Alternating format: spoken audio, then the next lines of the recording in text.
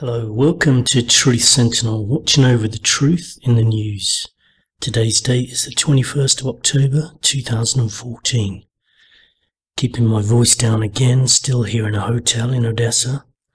And it's the early hours of the morning, so I don't want to speak too loudly and wake everyone up. Hi to everyone, thanks for listening. This is episode 29. So if there's any you've missed in the past, go and check them out. I noticed last time I looked, episode 20 had 666 views. So feel free to watch that, even if to move it away from that scary number. Quick appeal for sharing the show. Share it on Twitter, share it on Facebook, share it with friends on any other social media. Download it, upload it onto your own sites, tweet it on Twitter as well. We don't have the luxury of PR companies working for us, so we appreciate any help you can with increasing the amount of listeners. I thought I'd start off today by telling you what's coming up in today's show. I think there may be some confusion with the way I go through the news at the beginning. Some people have heard that, I think, and just thought that this show reads out mainstream news as fact. I just wanted to point out this isn't the case. I usually refer to mainstream news and comment on it, but by no means accept that it's necessarily true, that what I'm reading is true. This is just read from mainstream, so at the beginning, although some facts may be true, and I'll comment on it where appropriate. Anyway, today we'll look at some of the headlines and comment where necessary. I'm going to check if there's any voicemails, and then I'll be talking to Sean Stone, son of director Oliver Stone. That's coming up later. After that, we'll be speaking to Anthony, our resident researcher, and we'll be debating later on whether evil in the form of Satan and his demons exist or not. We have a prelude of that already on the site, so you might have seen the first 15 minutes if you've seen those Sentinel chats or Sentinel debates. But the rest of it will be on this episode today. So if you've already seen the first 15 minutes, you can skip over that later and listen to the rest of it. There's still plenty more to come. Then after that, we'll wind down the episode. Just a reminder that we may now have some offshoot bonus shows, as I just mentioned, called Sentinel Debates, Sentinel Chats, and who knows, maybe some more coming up, just so we can do some shorter videos as well. Also, just to let you know, we have two YouTube channels, Truth Sentinel and Truth Sentinel 2, and also some other websites have put our videos up. We may also do some videos in the future. At the moment they're just audios, but we may do some videos at some point, maybe in the next month or so anyway. Today's news then, I'll just comment on a few things I've seen in the news. Ukraine seems to have slipped out of the news a little. I'm here in Odessa, Ukraine, and being a fair distance away from the east, things are calm here. But last time I was here I saw how quickly that can change, with bullets flying in the streets, firebombs and people burning to death right near where I was staying. At the moment things are nothing like that, so calm in Odessa. If the war does flare up again and spread to other parts of Ukraine, it's likely that Odessa will feature as its port city and therefore of strategic importance, but obviously we hope that doesn't happen. As mentioned in last week's episode, away from the glare of the international media, civilians are being shot on their way to and from the shops in East Ukraine. Amnesty International say there's evidence of atrocities committed by both sides over there in the east. And there's strong evidence implicating Ukrainian government forces. They actually referred to 4 men in the Amnesty report. But I've seen videos and photographs of civilians mostly. And this is the kind of thing that happens during a war. You get a complete loss of regard for human life. I do feel that in some way international disputes should be dealt with in a different way to military force, because it's kind of illogical. It's always been in the past, if there's an international problem, the politicians send in their military and they all start killing each other. But surely in this era we live in now, we're supposed to be civilized. It doesn't actually make any sense. I mean, look at the Second World War. Millions die on either side, and you end up at square one, or one side has lost more people than another side, so they're declared the winners. Doesn't that strike you as insane? It does me. I mean, I'm serious. I think politicians should actually fight and put their lives on the line, and the logic behind that would be there would be a lot less wars if they had to actually fight themselves. You know, their government ministers and even the prime minister should lead by example. You would eliminate a lot of wars, I think, if that was implemented. Anyway, so fierce fighting continues in the Syrian town of Kobane, which we discussed last episode. There was apparently a couple of days of calm, and they were pushing back the Islamic State militants, if we're to believe the mainstream news, and now it's all flared up again. And apparently the US military have been dropping weapons, ammunitions and medical supplies to Kurdish fighters, and Turkey's now allowing Iraqi Kurdish fighters to cross the Syrian border, allegedly. And thousands of people have fled Kobane, and some have fled into Turkey, although there was some resistance at the border. I don't know if there still is. So other things in the news, of course, Ebola.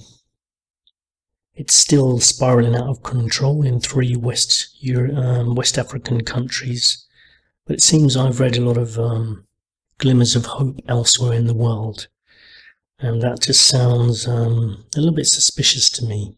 Nigeria declared Ebola free Monday. Senegal now rid of the virus. I don't know, just it does seem like a bit too convenient. We'll have to see what's happening. Nobody's quite sure if this is the big population control cull, which is probably going to happen at some point. That's just a fact. I mean, we've got too many people in control who are into eugenics, and they're openly into eugenics. So, you know, it's coming straight out of their own mouths that they want to bring down the population. As I mentioned last week, standing ovations for professors like Eric Pianka, who stood up and said that we should bring the population down significantly, and even amongst the population of the citizens, I think there's a kind of almost like a suicide cult mentality gathering momentum, where people actually think, yeah, we should be culled, and you have some people from the green sector who are actually volunteering and saying, yeah, you know, if I'll kill myself if everyone else does. So, a bit strange if you ask me. Obama says he's going to send a SWAT team in now, the second there's any sign anyone has Ebola. So people could be sitting down for dinner, somebody sneezes, and then the SWAT team kick in your windows and take you away. I may be exaggerating slightly there, but it does seem a bit stupid to get a SWAT team. They're hardly a medical team, are they? I mean, there should be serious investigations as to the origin of the outbreak of Ebola now, and when it first occurred in the 70s in Zaire. You know, there's lots of people saying this should be investigated, because it is a fact that at places like Fort Detrick and in the past the CIA have looked at bioweapons. They have released chemicals over cities to see what would happen. And since they've done that in the past, and those are historical facts, check them out for yourself. Look at MK Ultra experiments to see what people are capable of. This is all acknowledged, as I think I showed or I referred to a video you can watch on YouTube, President Clinton apologizing for some of the experiments. These are experiments on individuals and whole cities, okay, that have happened in the past. It's not likely they've stopped, so these should be investigated. Since they've made mistakes in the past, it's likely that they're still making mistakes now, and they should be held accountable. An investigation as to the origin of these diseases, and not too many people laugh off the idea that this might not be natural. But believe me, and you know, look at history. They've done it before. They do create bioweapons in laboratories. They could either escape accidentally, but more likely they're probably experiments, so these should be looked into and investigated. If there's nothing to hide, as they often say to us, then surely no problem. If you've got nothing to hide, then we can investigate. We have a paedophile cover-up in Westminster in the UK, and that's still not been addressed, which by now I would consider criminal, that they've taken so long to investigate this. It's basically because they're putting into place the pieces of a cover-up, and the public continue on like nothing has happened, because deep down they don't believe there are many paedophiles in government, or rather the topic would go away. They still trust their government. You know, it's not likely that high-level ministers or even former prime ministers would be involved in child abuse, is it? Well, yes it is, and they often use it as a way to manipulate these politicians into passing laws which they otherwise may not have thought was a good idea. I mean, if they do admit and do implicate some of these high-level ministers, then it could bring down the entire government, and really that wouldn't be such a bad thing. It'd probably be best in the long term. It'd be good to have a complete clear out, and actually it wouldn't be bad if we could change the entire system. Anarchy would be better than the system we have at the moment. And actually, I would strongly recommend that a lot of people look into what anarchy really is, because you might be surprised, as we've all been misled about the real definition of anarchy. It's not the chaos you may have been led to believe. Just spend a little bit of time having a look at what anarchy really is, and then just think about whether it might be slightly better than what we've got at the moment. Talking again about the World Wildlife Fund, like I was last episode, saw an article on CNN, white rhinos are close to extinction. I think there's really is less than 10 now, I believe. I think the number in this article was mentioned was 7. But you know, of course, we've got people like Prince Philip, who've always been ambassadors for the World Wildlife Fund, secretly going out and actually hunting down these kind of endangered species, and then making videos pretending that they are looking after nature, and also then openly saying they'd like to cull the population of the world. I mean, the truth is, it is the elite that are responsible for most of the problems in the world, most of the destruction in the world. I mean, who buys all these exotic dead animals and ivory? Who cuts down and destroys all the rainforest? Who's using up the world's resources and mismanaging it? Who is destroying the planet through war, destroying economies and disrupting families? Mostly governments. If it was left to the people, I think most of the problems in the world would disappear. It's big business and governments that don't encourage self-sufficiency. I mean, if we became more self-sufficient, we wouldn't need so much technology, wouldn't need so much mass business. Okay, so let's move on. I just wanted to show you, just in case you still believe we have rational, decent people running our government, here's a few outtakes from Prime Minister's questions at Westminster in the UK, where a lot of policies and laws are passed.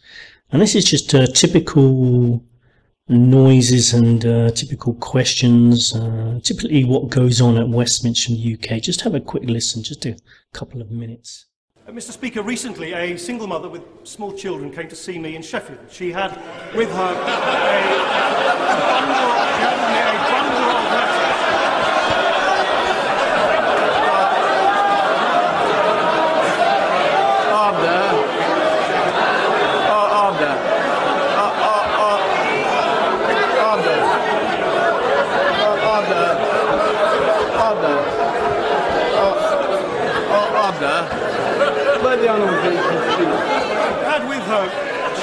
Mr. Speaker, the first point of recapitalisation was to save banks that would otherwise have collapsed. And we not only saved the world, saved the banks and saved the banks and led the way. We not only saved the bank.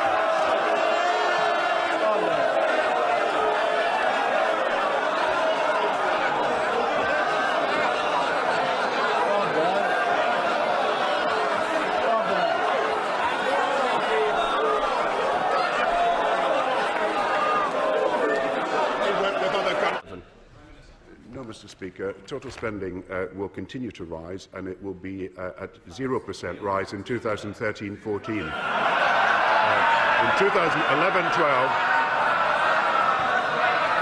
In 2011-12, and 12-13, it will continue to rise. Order. Now, I know how much he likes personalising politics, and I know.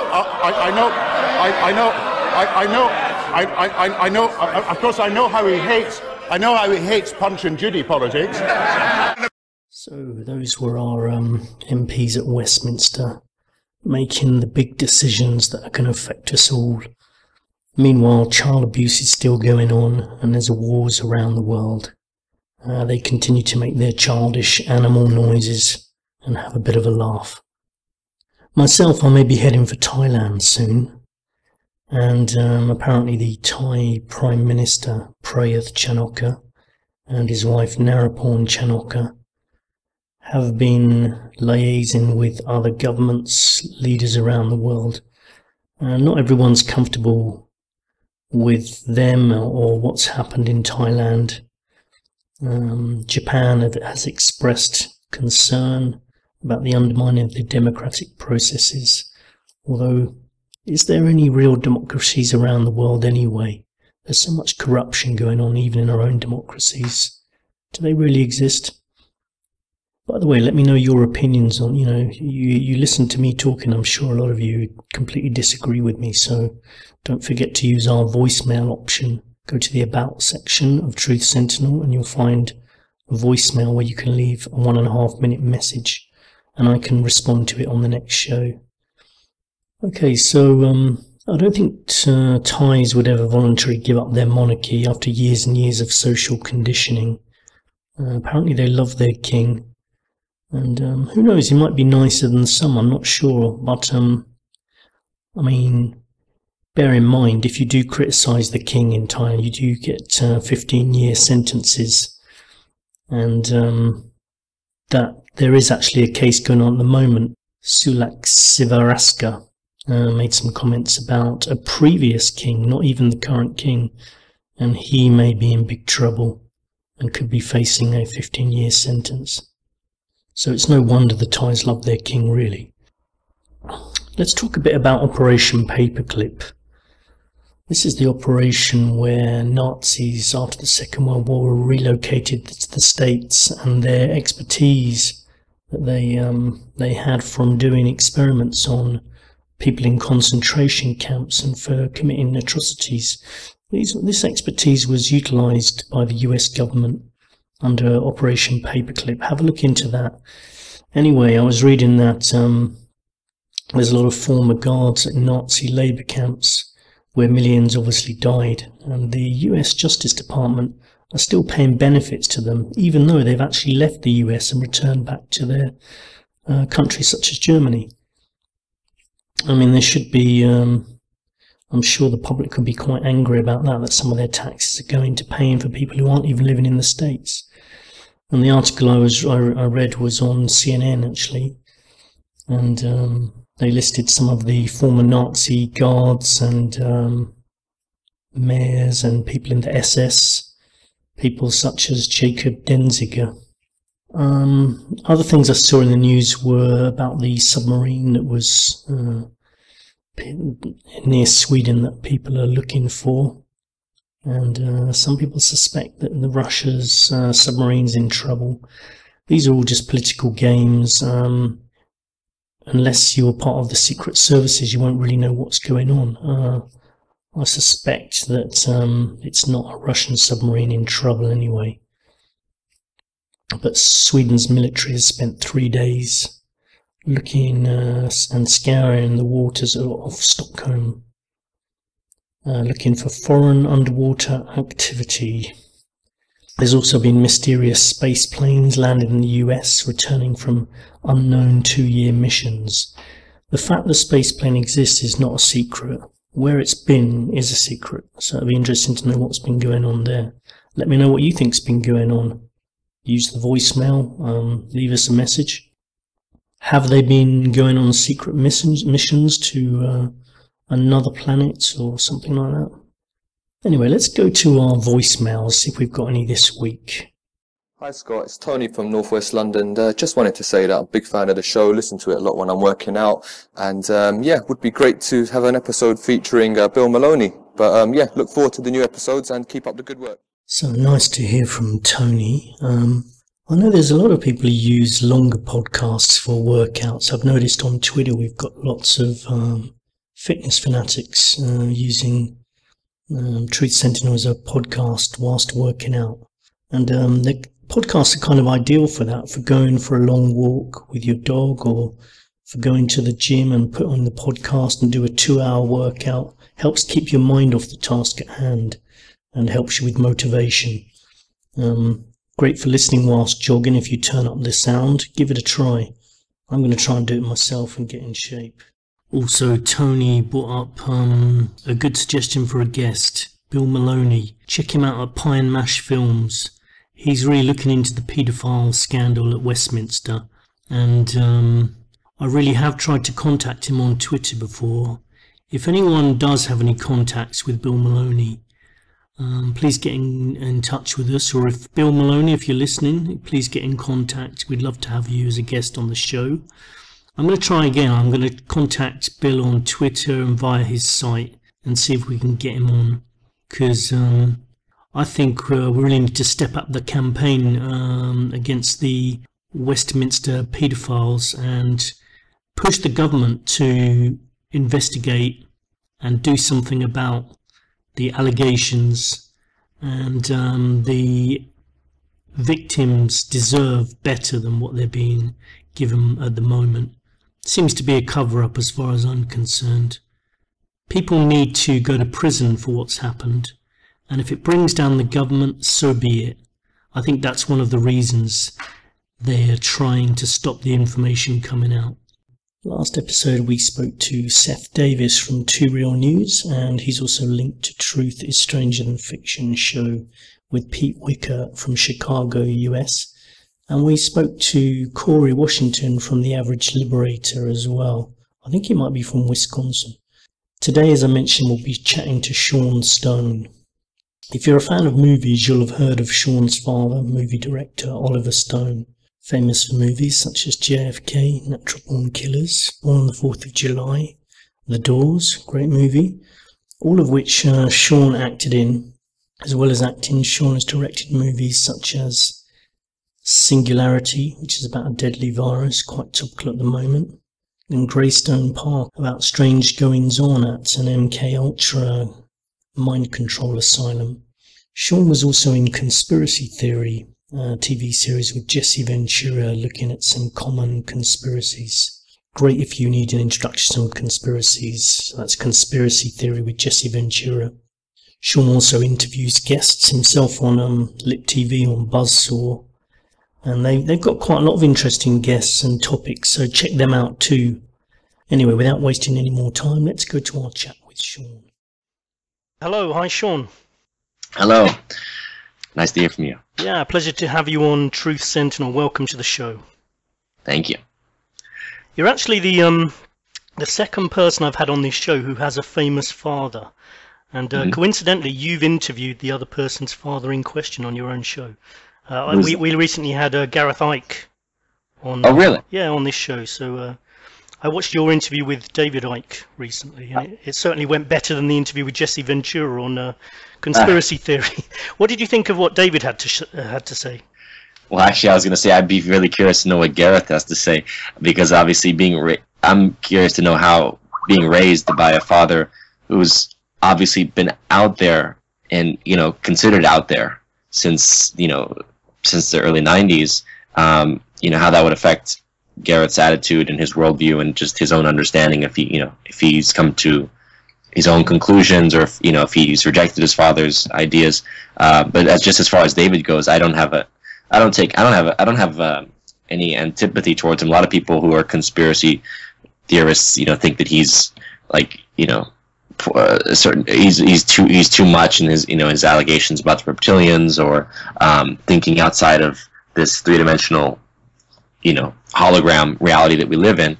But I feel like he's kind of a gateway drug as far as I'm concerned. He's the guy that introduced a lot of us to, you know, theories that were outside the box, and, you know, in a much further, you know, exiting this three-dimensional realm, entering, you know, this concept of fourth-dimensional alien presences and, you know, bloodlines and whatnot of you know, these so-called alien beings, the Anunnaki. He's introduced us to a lot of these ideas that, yes, they've been around there, and he was not the originator of them necessarily, but he, you know, using his platform, I think, definitely has allowed for people to do some critical thinking and open up dialogue and discussion. And, you know, not to say that he's entirely accurate or his history is that great, but I'm sorry, as an historian, I'm saying his historical work is not necessarily great, but just as a thinker and as a personality, I appreciate what he's done to kind of break the mold of, you know, of what is this reality? Is it possible that we're in a matrix type of system? You know, are these alien beings real? And if so, you know, would it be possible that we live in a world that looks more like They Live, you know, the John Carpenter film? So I think on the whole, I appreciate the work that he's done, regardless of whether or not I agree with everything he says, or, you know, can he back it up and verify it with his own experience? I'm sure he can't. Yeah, anyone who talks a lot like David does about you know, things that are more spiritual is bound to say some things that not everyone's going to agree with. But I agree with you. I mean, he still says a lot of interesting stuff that makes people investigate more about the world we live in, rather than just looking at sort of the mainstream media's view of what's going on. Mm-hmm. Yeah, I mean, Gareth was talking on episode 23, so if you get the chance, he does talk about his sort of life, you know, growing up with his father, talking about these issues. And does he agree with it? I mean, like, ultimately, has he kind of accepted that worldview, or has he rejected it? I think he's finding more and more he accepts what's going on. I don't know whether he accepts everything. I mean, it probably would be difficult for someone to say they didn't agree with everything their father said. I'm sure he doesn't. I mean, who does agree with everything their parents say? Well, exactly. I mean, who agrees with everything that anyone says? At the end of the day, it's about us finding our own spiritual truth and being able to accept, or at least hold, these ideas that seem far out, because I believe imagination is the most important thing. The mind is the key to all reality, and we get so caught up in the material sense of existence and being that we oftentimes misunderstand the true nature of magic, which is the deployment of mind, being able to, first of all, conceive of something in order to manifest or create it, but also the fact that things can be occurring in different dimensions of existence and only manifesting here as in a symbolic form. So, to me, the key is just not to be caught up too much with this realm or this world, and all the spiritual teachings really are about that, whether it's, you know, the Judeo-Christian tradition, what Christ was telling us, what Muhammad was talking about when he said this world is, you know, basically is no better. The root of all evil is believing in this world. Really, this world is not the end-all or be-all, as we know, and we shouldn't be too tied up with the concrete, so-called concrete reality, but really more in the mind, the imagination, the power of creativity, because obviously this is also influencing our emotional states, and that's going to either give us a healthier prognosis as a human race, you know, if we actually had a better trajectory and grasp of our fears and desires. And I think that's really where, you know, it has to begin with us and our mindset.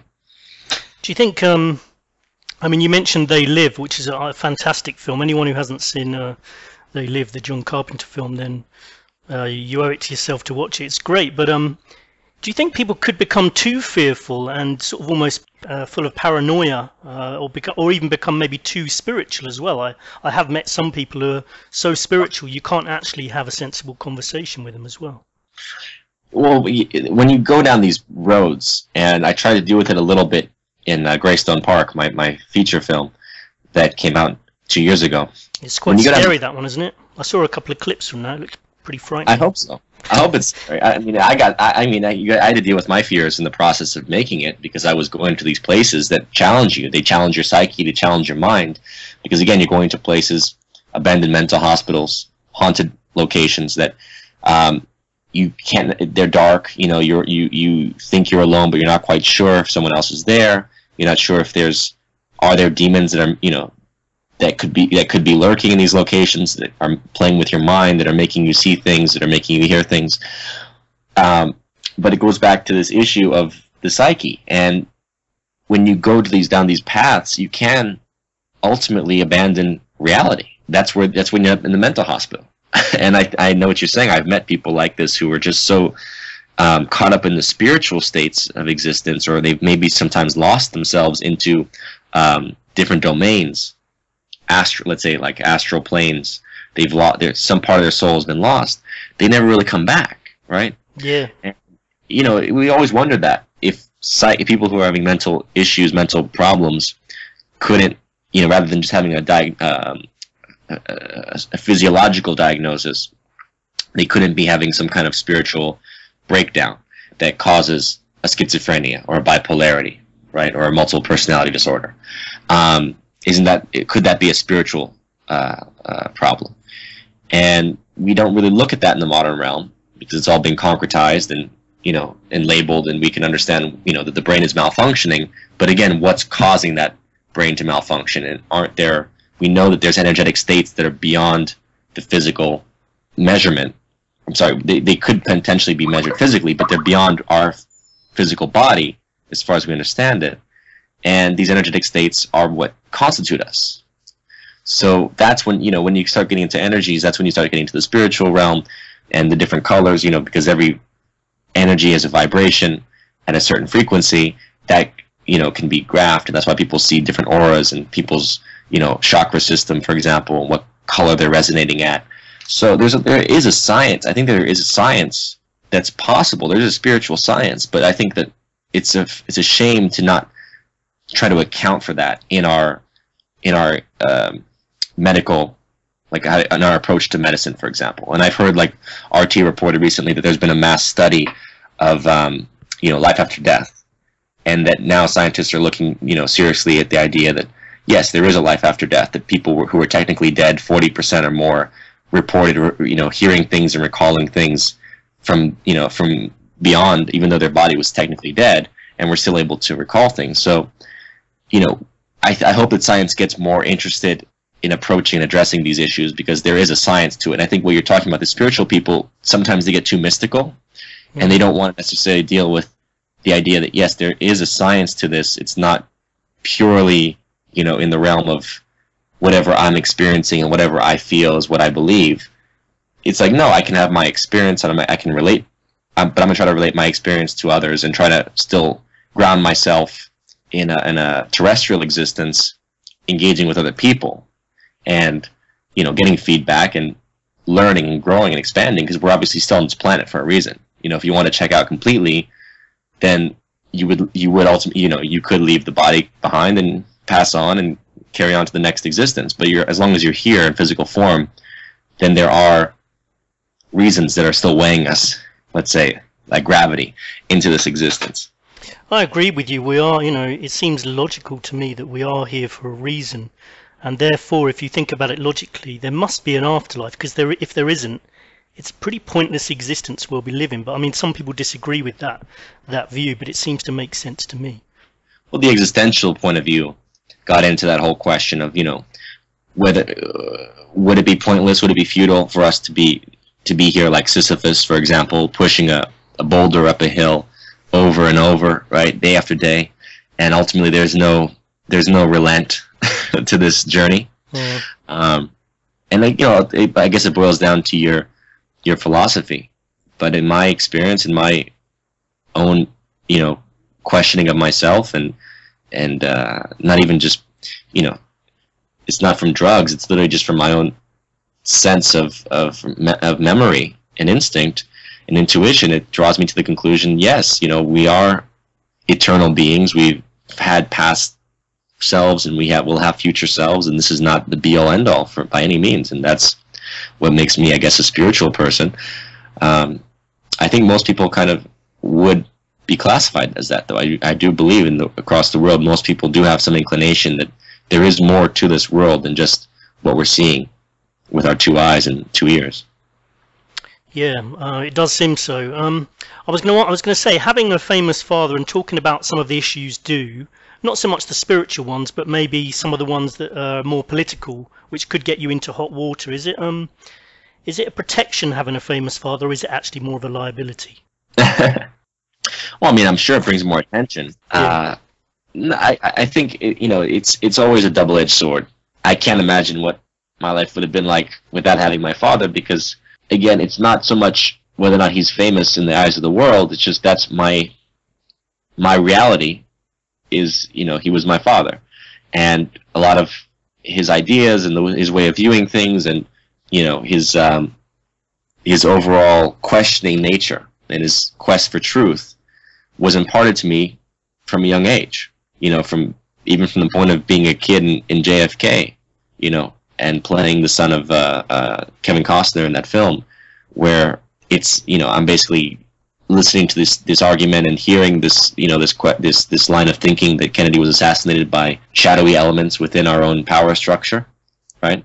That imparts into you a sense of questioning, and ultimately it can lead you to follow that same path. So I don't know if I would be who I am without my father, you see. So the whole line of questioning is impossible, because if I was born to someone else in a different context, I might have a totally different worldview. I might not be interested by these subjects, right? Yeah. So who I am is very much a continuation of the questioning my father has done, and in many ways I'm going further in terms of the questions and in terms of the subject matter. I have no problem, talking and questioning and openly doing so about conspiracies, because I grew up with a father who was labeled a conspiracy theorist. Yeah, so yeah. it's like assuming the mantle and just saying, okay, fine, you can call me a conspiracy theorist. I don't take offense to it. I'll call myself such. I'm also a conspirator. Yeah. Your father, supporter of people like Julian Assange, Chelsea Manning, Edward Snowden. What about yourself? Do you consider them heroes or villains? Well, I think that's a very simplistic way of media kind of spin way of looking at all these people. I think that each situation is different. I think what Assange did with WikiLeaks was obviously so threatening and dangerous that they had to come after him on these sexual abuse charges that, to me, they seem kind of flimsy. And I think it's WikiLeaks was a tremendously dangerous voice for truth, basically. And I hope that his legacy can continue on, and that more whistleblowers will be willing to come out and step forward. I mean, the case of Snowden, for example, Snowden was a whistleblower who chose to identify himself. I don't think that he had to do that. I think given the situation, he could have remained anonymous and leaked the information he wanted to. I think he wanted to be a movie star in a certain sense, and I think he has a whole manifesto that I haven't read about privacy. So I don't know enough about his psyche. I think my dad's working on a film, and I'll be really curious to read the script and see what he makes, because I don't think that we really understand the full picture. I think there's a lot more to be disclosed as far as his activity, who he may have been working for inside of our own intelligence community, because it feels like he had he had a greater awareness than his situation would have allowed. He had greater access than he could have gotten by himself, I think. And on the whole, there just seems to be a lot more to that story than we know thus far. But either way, it's it's ridiculous to say that he's a villain for disclosing the domestic abuse by our government of our Constitution. I mean, they're continuing to violate things like the right to privacy, the right to the right for us to be able to conduct, our business and phone calls and whatnot without feeling that we're being surveilled and spied upon. And yet, again, this was disclosed years ago under Bush, with his, remember, Bush basically was pushing for these expanded powers of the NSA spying on phone calls and whatnot, wiretapping. And, this was known, and yet no one really seems to care.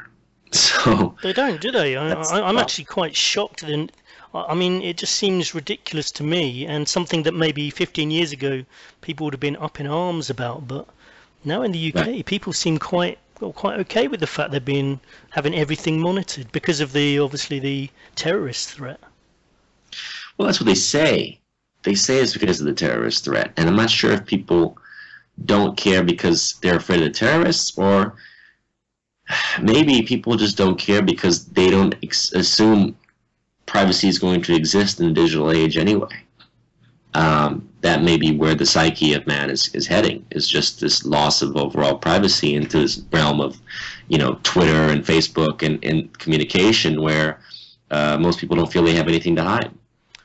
Yeah, and I think it comes also from a trust with a large majority of the population in the UK anyway, who still trust the government, and they can't see a scenario where they would actually turn these things against them in the future.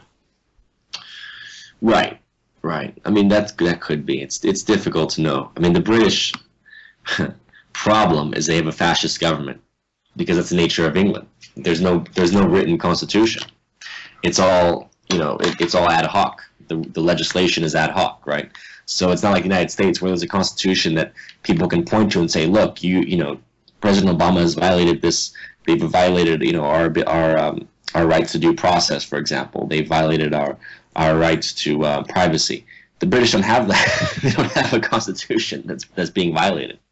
But, so but in the US, aren't people saying that now? But what effect is it having, though? It's not necessarily to say that it's having an effect, but the point is that we actually have something to point to. And there is at least the threat, I would think, the threat of reprisal from at some future point of going after people like Bush and Obama for their abuses of power. Because at least we have that Constitution, as long as we value it. I don't know if we really value the Constitution very much anymore anyway, the American people. I don't think a lot of Americans even know what the Constitution means, what it says. So there's this overall issue of illiteracy, the dumbing down of the population that's occurred from the 1960s, 70s period onward. That's very real. Did you see the UK Prime Minister giving a speech at the UN recently, comparing 9/11 conspiracy theorists with ISIS terrorists? Yeah, but that guy's an idiot. Yeah. I mean, he's so far beyond, and yet I feel like I've heard this kind of dialogue before. I mean, you hear it from certain news networks, certain Fox News type of personalities, would probably say that.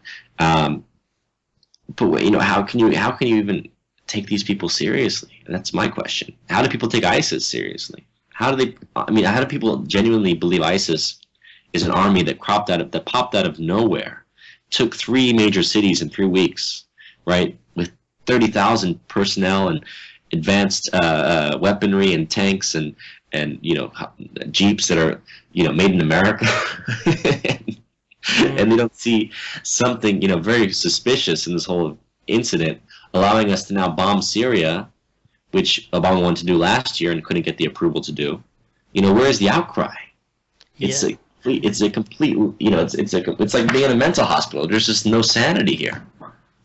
Completely agree with you. There's no same dialogue on any of these topics. Yeah, and it was quite clear, before that they were desperate to go into Syria, and they tried the chemical weapons issue, but that didn't work, and the public weren't buying it. And then all of a sudden, they bring in ISIS and have a couple of beheading videos, and the fear can actually get to people, and they seem to have achieved what they were setting out to do in the first place. Well, believe me, they haven't achieved it yet, but they're using ISIS as the new Al-Qaeda.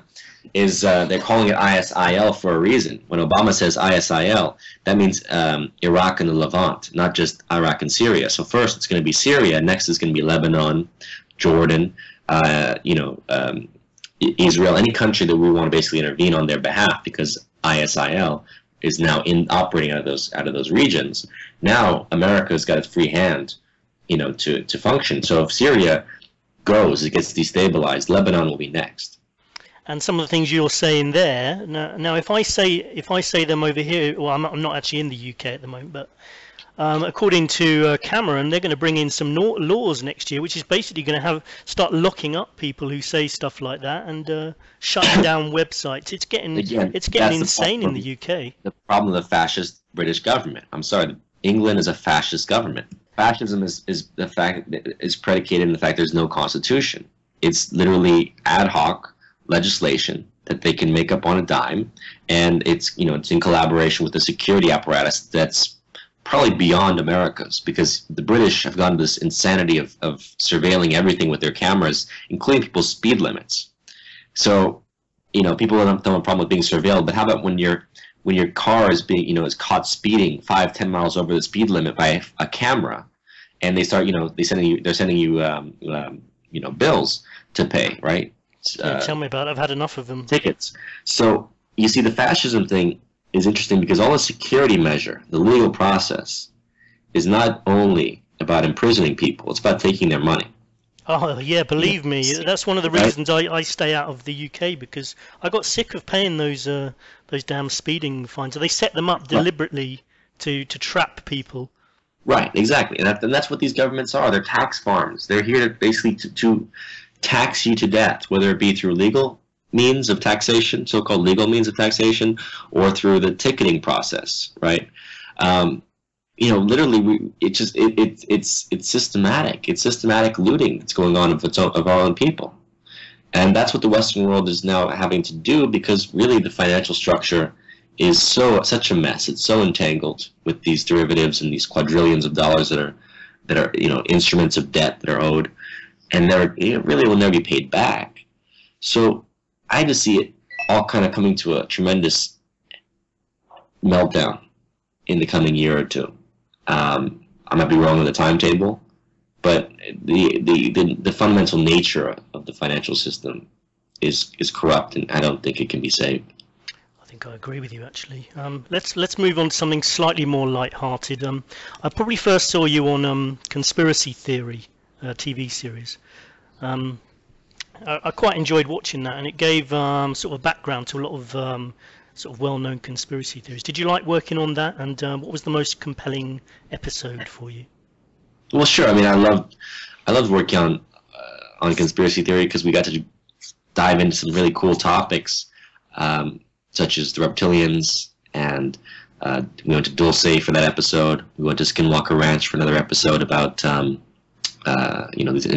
these claims of interdimensional aliens going back to the Native Americans in Skinwalker, Utah, basically in Utah. And we did an episode on time travel. We did an episode on what else? There was like the death ray. There was targeted individuals. But I would say Skinwalker Ranch was probably the most fun going out there. I really wish I could have gone and explored the entire facility and jumped the fence and kind of gone all the way in, but it's a privately owned facility that has armed private security guards, so it would have been difficult to do that. But I think I would love to know more about what's happening there and what the scientists that Robert Bigelow, who owns the ranch, what the scientists that he's brought in to conduct the experiments, what they've discovered about that location and what's really going on there. Is there an alien base underground? Is it a portal? Is it like historically? Is it some kind of portal, doorway to other dimensions? It's such a cool location. So I think that was a lot of fun. Have you any plans to go back there with Buzzsaw, maybe the program you're doing at the moment? Well, again, I mean, I can't. All these things are only done insofar as you're able to do them well. I can't, if I go to Skinwalker and sit outside the fence, it's not that exciting. If someone gives me access, or someone wants to come and, for example, tell me their story about what they've seen at Skinwalker, or what they've experienced, or what they may know, then I'll interview them. But I'm not here to kind of, unfortunately, with broadcast and whatnot, it's difficult to break the law and to break into these kind of facilities. You've had a lot of experience with a lot of conspiracies because of Conspiracy Theory series, and you do a lot of interviews on Buzzsaw as well. If I give you just mention a couple of famous conspiracies, would you be able to give me just a couple of sentences feedback on whether you think they're possible hoaxes? Just a quick opinion, if that's all right. Yeah. Georgia Guidestones. Well, they're there. They are there, yeah. I mean, do you think there's some nefarious kind of reason for them being there? regarding population control. Or I mean, I have heard some people say it could be a bit of a hoax. The person who there's a quarry nearby, they might have been trying to use it as a bit of a PR campaign. But I don't know. Any thoughts on that particular issue? PR for what? I mean, the Guidestones say what they want. They want to bring the world's population to less than 500 million.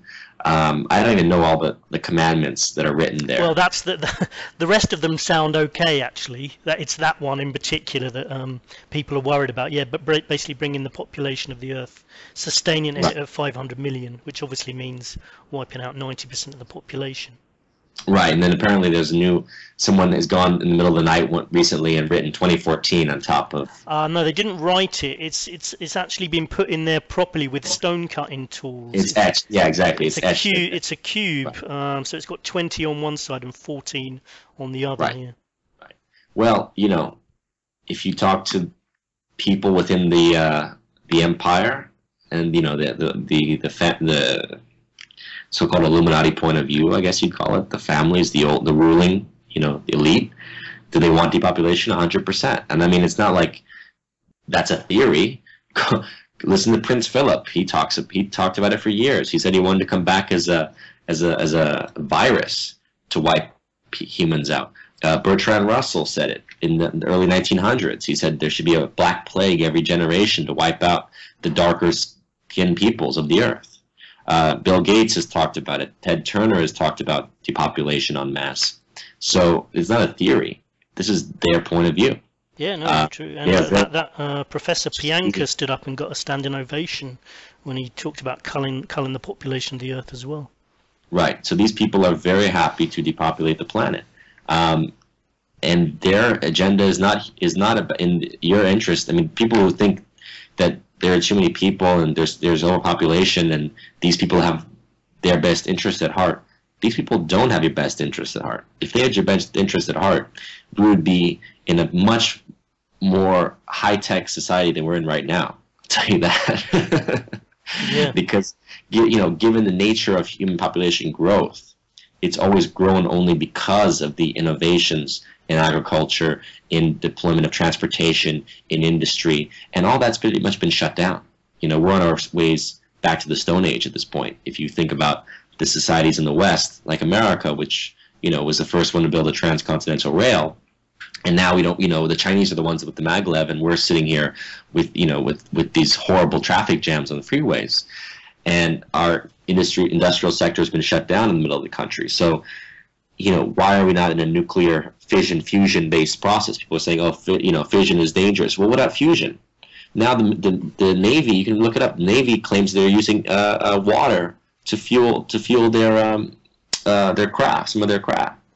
So obviously we're at this we're having breakthroughs in fusion. We had breakthroughs going back to the 70s in fusion, including the fusion torch that could completely transform garbage into its base energetic form. And all these things have been ignored and intentionally lied about or blacked out because these people, these so-called environmental types, or the ones who are trying to wipe out the population, want us to be in a depressed, collapsing economy with a depressed industry, ultimately putting us on the brink of extinction when this Ebola or some other plague comes, and we're not in a high enough state of industry and medical infrastructure to handle it. And I think that's what's coming. Yeah, and anyone who thinks it's a bit far-fetched to say they want to kill us all, then just do some research on eugenics. Just spend a bit of time doing some research. It's pretty frightening. Anyway, let's move on. The Pentagon plane, 9/11. There was supposed to be the plane that hit the Pentagon, and there's been no video of the actual plane. And did a plane hit the Pentagon? Absolutely not. Yeah. There's no way in hell. It doesn't seem likely, does it? It's not only not likely, it's impossible. It's impossible from the point of view that this is the most secure military facility in America. Let's say probably in the whole world, right? This is our hub of military matters.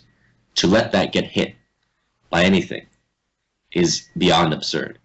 The idea that a plane created that small of a hole in the building, it doesn't make sense. The idea that the pilot did a 270-degree dive bomb with a 767 or 747 plane, right? is almost beyond impossible. Then landing it basically at a level of it was a landing level to actually hit the building. Well, he's supposed to have knocked down a lamppost, didn't he? Not just that, because it's so low, the Pentagon's so low, he basically had to come in at a landing level. This is a term you're talking about. A pilot who has no experience landing planes, let alone a plane of that size. Coming in at a landing level to actually not hit the grass, but still hit the building, and having no support from radar or any kind of assistance that a normal pilot would have when bringing a plane down, right? So to be able to hit that building at the exact wing of the Pentagon that's just gone through renovations, that even the witnesses at the time said they never saw any evidence of a wreckage, that people in D.C. who happened to show up there, never saw any indications of a plane wreck beyond the few photographs that were later put out. And then, on top of it, okay, you want to tell me that a plane hit the Pentagon, so show me the video. Yeah. And what did they show? They never showed a video. They showed an explosion. So guess what? It didn't happen. Well, there's not even any videos of the plane coming in that area at all from all the CCTV cameras that must be around that area. They released the video only showing the explosion. They cut out the actual impact. So it's bullshit. I mean, that's it. I mean, if you have a video that shows the plane hitting the Pentagon, show it. But they won't, because it's not true. I mean, it makes perfect sense to me what you're saying, but I just cannot understand why other people out there will just say, no, this is a conspiracy theory. Of course the plane hit the building. I don't understand why people aren't questioning it. What you say in response is, guess what? It's also a theory that the plane hit the Pentagon because there's no video. No one wants to divulge the video. If you have the proof, show me. If the whole notion of the 9/11 attack via Al Qaeda, right? That itself is a conspiracy theory. You see, It's a conspiracy theory. It's a theory that Bin Laden and a group of terrorists conspired to attack America on 9/11. That's it. It's a conspiracy theory. We are offering a counter theory. We're saying that there was an inside job. And nobody seems to be prepared to actually answer some of the huge questions. Like, for example, Building 7. Why did it fall down? I mean, it's a simple question, but no. I saw Rumsfeld on a video the other day and saying someone questioning about that, and he said, "What's Building 7?" You can see it on YouTube. Just type in Rumsfeld Building 7, and he says, "What's Building 7?" I mean, it's just it's unbelievable. Yeah, well, he wasn't briefed on that one, I guess. Yeah, Building 7, exactly. That was a smoking gun, that something else was afoot. And some people are probably not even aware there was Building 7. At this point, most people are familiar with it. Some people are still repeating the claim that the fires caused from the first two towers somehow made the Building 7 collapse at near free fall speed. It's just nonsense. I mean, any thinking person can look at this and just say there's something wrong. But people don't want to be thinking. They want to follow. They want to follow what the teacher tells them. They want to follow the herd. There are very few. We were talking about before the show. There are very few rebels in any. If you take like a social study or experiment, there are very few rebels in any group. I don't know the exact percentage, but it's not the majority. The majority of people will go along. The majority of people will follow, and that's fine if you have a good leadership. It's fine when you have a righteous leader, when you have good people in charge. But when you have bad people in charge, man, you end up with what you have now, which is Nazi Germany redux. Nazi Germany under the guise of the American flag. And the British flag as well. The British were the ones that created the Nazis. So, the British really are the problem. The British Empire never died. People think it died. It didn't die. It transformed itself. The British Empire, under the policy of Cecil Rhodes and Alfred Milner and his cohorts, right, at the turn of the 19th century to the 20th, had designed this whole plan to say, look, we're going to reincorporate America into our empire. We're going to turn the empire into the Commonwealth, and ultimately, we're going to go towards this idea of a unified. Centralized banking system, government system, that's what the design of the League of Nations, the United Nations, was supposed to ultimately be. You see, was a way of controlling these so-called third world countries, these backward former colonial nations. Look at it. All the nations that the British and the French used to run, they're all pretty screwed up. Right? Yeah, I mean, all indeed. these nations that were colonies are pretty much screwed up because the British and French left certain people in charge, or positioned certain people in charge, to go along with their plan. Then they ultimately used the IMF and the World Bank to control those countries' economies. So, you know, you see the nature of this New World Order that we're in, and it looks chaotic, but actually from a higher level, it's pretty much created. Almost every situation you're looking at is either created, good. It's a Hegelian dialectic, you know, good guy, bad guy situation. The good guy this week is the bad guy next week, and vice versa. And it's about economics. It's about, you know, control. It's about controlling currencies and controlling resources and property, and that's really what it is. And all this this politics and this hysteria and media. It's just a show. It's a dog and pony show for people who are gullible enough to watch it.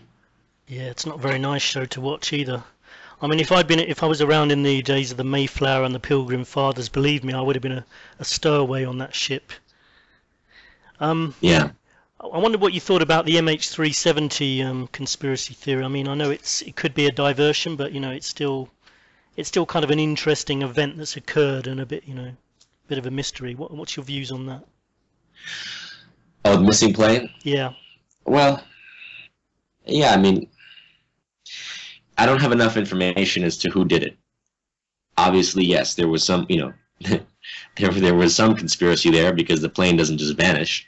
So there's some conspiracy as far as who took it and for what reason. But as far as the perpetrators and the purpose, I do think there is some connection to the Malaysian flight that got shot down over Ukraine that was supposed to prompt a retaliation against Russia, right? It was a very weird coincidence, that, if it is a coincidence. Right. I mean, it's too bizarre to have you never hear of Malaysian Airlines, and all of a sudden, within 3 months' time, you hear, first the missing one, and another one gets shot down. Yeah. I mean, I don't know how the Malaysian stock is doing at the moment, but the point is that there's some correlation going on, but I don't know enough about the who, why, what to speak on it. How about fluoride in the water? Have you done any investigations into that? Well, aside from the fact that it's there, whether it should be there. The Nazis felt it should be there. Yeah, they did, didn't they? Weren't they the ones to introduce it into the prison camp populations? Apparently so. Right. I looked into it. Some people deny that's the case, but some people say it is the case. So I'm not sure. I mean, regardless, I don't see why fluoride should be introduced forcibly into the drinking water to keep our teeth healthy. I mean, that's got to be the most bizarre reasoning I've ever heard. If people want to choose to keep their teeth healthy, they can choose to take fluoride tablets and see their dentist about it.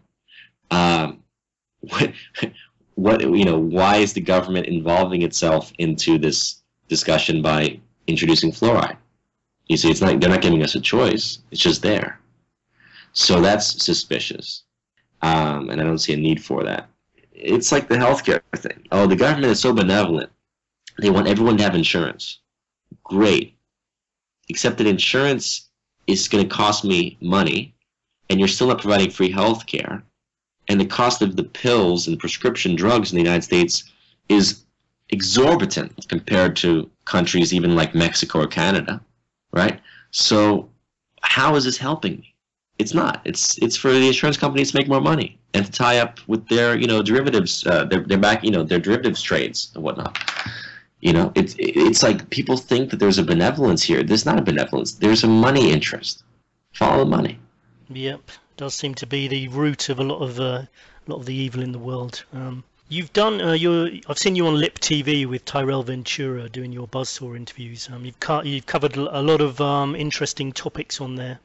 What motivates you to get involved with this kind of these kind of topics? Which ones? Because we do a slew of stuff on Buzzsaw. I mean, we really have fun. We go after everything from extraterrestrials amongst us or on the moon, to conspiracy theories. We've interviewed whistleblowers. We've interviewed mediums and people dealing with the esoteric world. What's your favorite stuff then? I don't know that I have a favorite necessarily. I think, to me, I want to try to pull the curtain back a little bit for people to see behind the scenes, to get a little bit of a deeper probing. So no matter what the situation, I just want to get a little bit closer to the hidden reality, let's call it, behind the veil. Yeah, that makes sense. I saw you speaking to Douglas Dietrich as well, who's been on our show as well.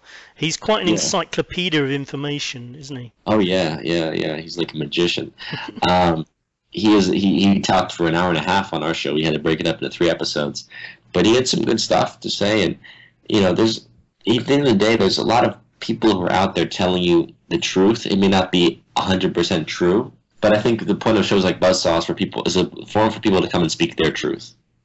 That's what it's about. Yeah, and for people to listen and make up their own minds, really. Well, yeah, I mean, eventually, something's got to give, right? This system of constant manipulation and lies, deception.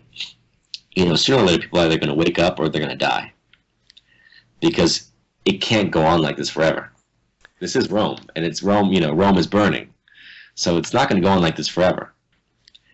If there are conspiracy theories that aren't true, the government have only got themselves to blame, because they keep lying about everything, so people don't believe them about anything anymore. I mean, Douglas talked a lot about Satanism in the military, and some of your other guests have talked about the occult as well. What's your views on Satanism and the occult? Do you think there's a real evil in the world, like the devil, or is it just a result of people's overactive imaginations? No, there's remember, go back to the beginning. We were talking about imagination in the mind. Everything that the mind can conceive is real, and that reality has an impact on us. These entities, demons, spirits, they have existence, but their power and their influence is only going to be so strong as we allow them to become. And certain people invoke them and practice this, kind of spirit worship and Satanism and whatnot. And there are various different orders, and there's many ways of doing it, by the way. I mean, the people there's like the Church of Satan kind of stuff, and then there's, the what was it called? The process church, kind of Satanism. It's probably different than the Satanism that I believe the elite practice. It's a different form. They may not do it in the same ritualistic way, or they may do it in different varieties and guises. But the intention is ultimately a service to ego, a service to self. And that's not what we're here for. I mean, we can, of course, enjoy our ego, we can enjoy ourselves, but we're not only here to benefit ourselves. We're here as a human race that are all connected spiritually, emotionally, let alone physically, from certain sources, common sources, let's say. And if we don't recognize that, that we all inhabit this planet together, that we're sharing in this experience together, that we're all humans, if we don't recognize that, then we feed the ego, we feed ourselves only at their expense. We will die. This race will die out. ISIS, the goddess Isis. Do you think there's any connection with this acronym ISIS? We're being told to believe there's this. Only in a negative sense. ISIS was not I don't think ISIS is an evil goddess. I think only in a negative sense of trying to disparage the goddess. That it's a very powerful energy, ISIS. But she also is a bringer of the new day. There's a quote I put on my Facebook recently because it was interesting. But there's a quote about how she basically will bring, what is it? I have to find it. Either way, she is part of this whole process. ISIS is part of this coming illumination. You see, what's happening now is we have to go through a cleansing it's a painful process. It's a tearing, but through this tearing and destruction, people will find their humanity in a sense. They will find their hearts. They will recognize each other and see each other and recognize how stupid and confused and deceived we have been for so long. The quote that I'm saying this is from Egypt on Isis's temple. I am all that has been, all that is, all that shall be, and no mortal has ever raised my garment, my veil. The fruit which I brought forth became the sun. And that is the dawning of the new day, basically. So she will herald, Isis is part of this whole process. And even though they're using her in a negative, it's an inflating, defamatory faction that they're using right now, will not be the case, because ultimately, darkness gives way to light. The darkness gives way to the dawn. Yeah, I know it's Katy Perry dressed up as the Isis goddess as well in her Dark Horse video, which was released at a similar time to ISIS coming into the media. Another coincidence, or just a bit strange timing there as well. It's all synchronicity. It's all desired. It's all designed as we need it. Okay. If people want to find out any projects that you're working on at the moment, where should they go? Should go to the Lip TV channel or Buzzsaw? The best way to find me is through Sean Stone, my fan page on Facebook, and the lip.tv/Buzzsaw is where our show comes out, but it's also on YouTube. I mean, it's a YouTube show. So Buzzsaw is very easy to find, and we do weekly episodes, usually airing on the weekend.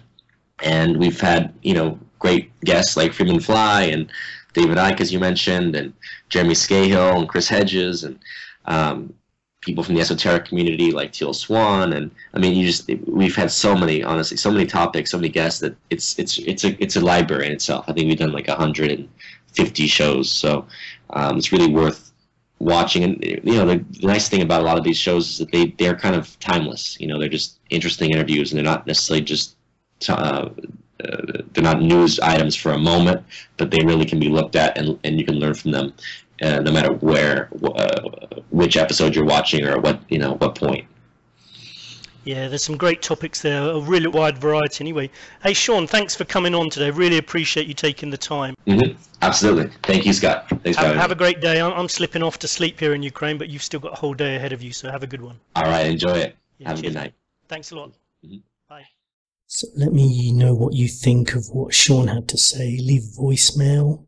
You can leave a voicemail at truthsentinel9.blogspot.co.uk, or you can find the links in the Truth Sentinel YouTube channel.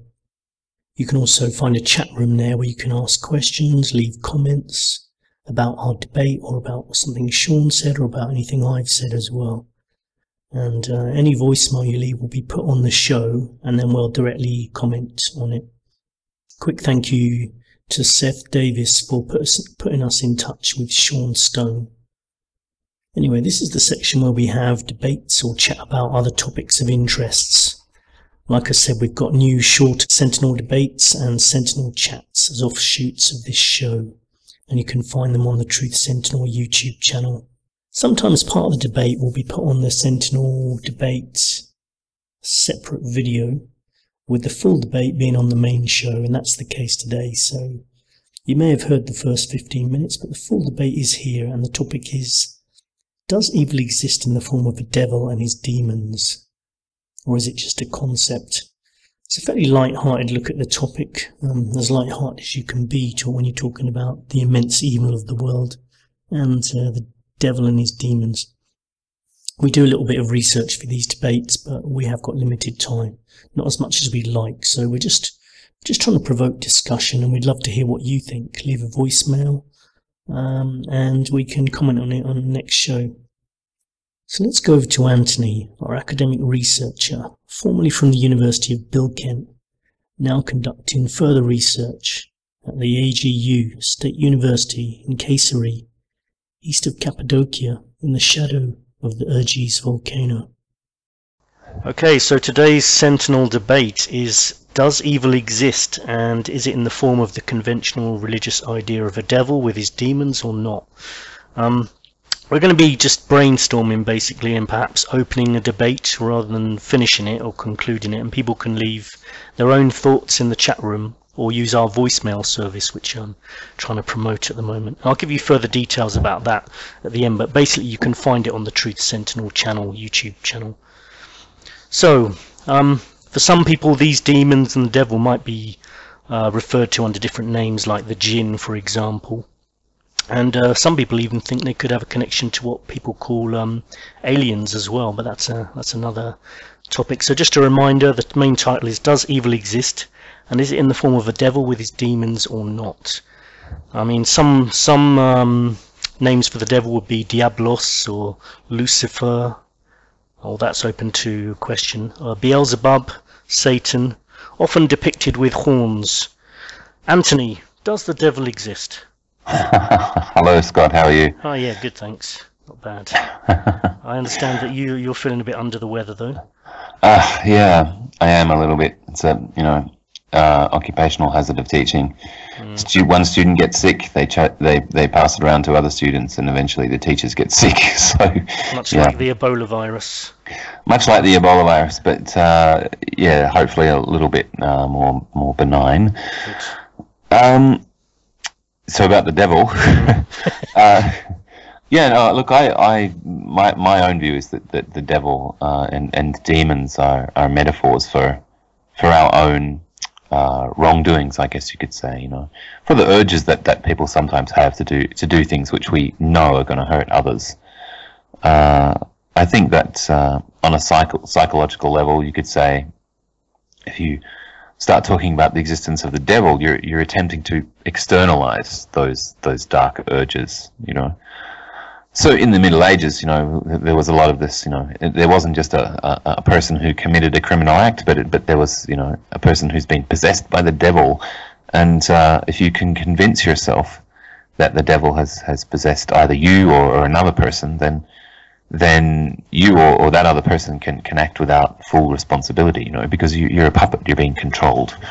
Well, yeah, I mean, that's obviously a good argument, but some people would say, well, someone who's possessed by the devil isn't necessarily being controlled, because the concept of evil and the devil and evil spirits is often tied in not by someone who's being totally controlled, but someone who made the choice to get involved in something satanic or get involved with evil. They made the conscious decision to do that, and the result is this perhaps possession. Yeah, I think there certainly are cases like that. There are areas of occult ritual practice which deliberately court what you might call demonic forces, but even those people are not using the words as literally as you might think. They're certainly not expecting a guy with horns to come up and you know, inspire them to molest children. It's just not, that's not what those people are generally about. Obviously there are exceptions, but well, when we say the devil, of course, and possession, we don't necessarily mean that the devil it's that single entity that could be possessing everyone. We'd be talking about the devil and his demons, his little helpers, much like Santa has his helpers, his little elves, you know. Satan's little helpers, yeah. Yeah, I think so. I mean, these demons are an even grayer area, I think. I mean, if you, for example, take the Shinto faith in Japan. Yeah, so followers of Shinto believe in what they call the kami. Yeah, and on occasion that word has been translated into English as demon or devil, but of course kami are things like nature spirits, ancestral spirits, and so on. So these concepts get very fuzzy, and they don't equate across cultures or within cultures either. But look, in terms of the big guy with horns, I think I think he's been a very useful construct, shall we say, throughout history. There's, as I said, the you know, the ability to escape responsibility.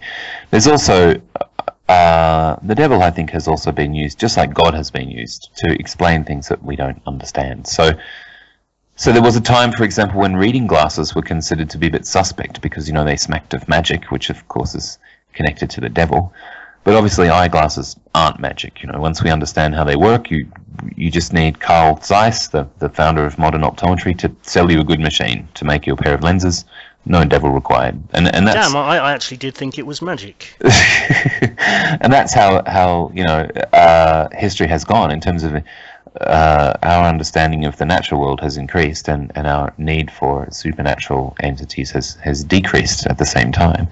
It's called the God of the Gaps theory, but you also have a devil of the gaps. And to a certain extent, I think that will always be with us. But it's while that kind of thing it isn't evoked so often nowadays as a way of explaining everyday stuff that we see around us, I think one thing we don't understand very well is the human mind and the motivations that people have for doing things. So I think there's a devil of the gaps there. It's quite dangerous in my view because I think, and this is my big problem with the devil in general, it's very simplistic, it's very reductive, and it really discourages further thought. I mean, we've got some people in the world at the moment doing some truly horrible things to each other, and we really urgently need to try and understand that. If you think of, if you compare this to some of the other kind of simplistic, reductive explanations that have been around in the last 20 years, for example, the "why do they hate us? They hate our freedoms" line that George W. Bush famously pulled out and took around America for a while. Obviously, anyone who believes before he started taking away everybody's freedoms.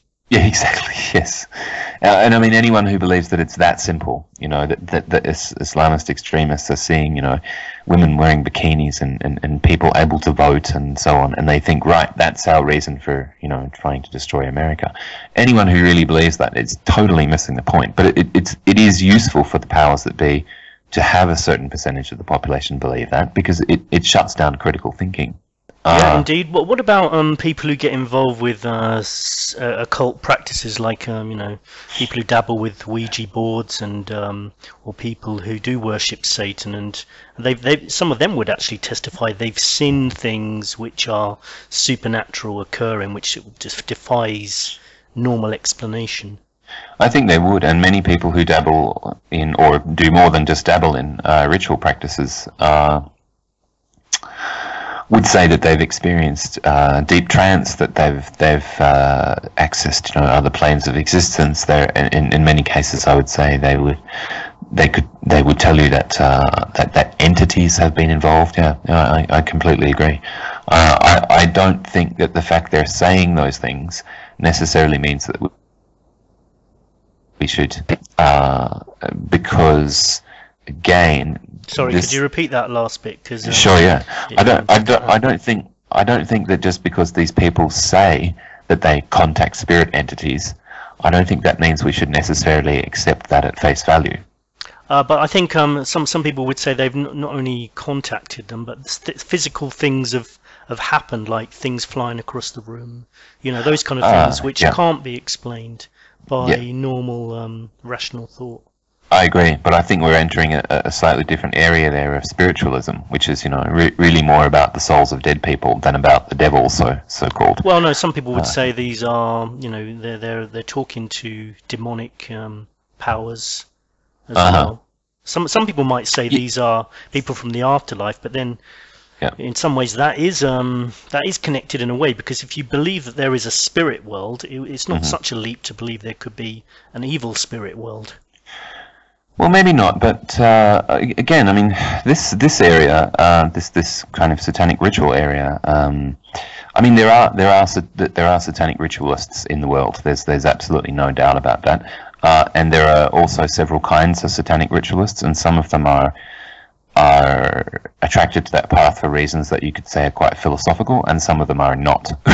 They really do want to get in touch with the guy with the big horns and like get some evil powers off him, usually so they can use those evil powers on their schoolmates. But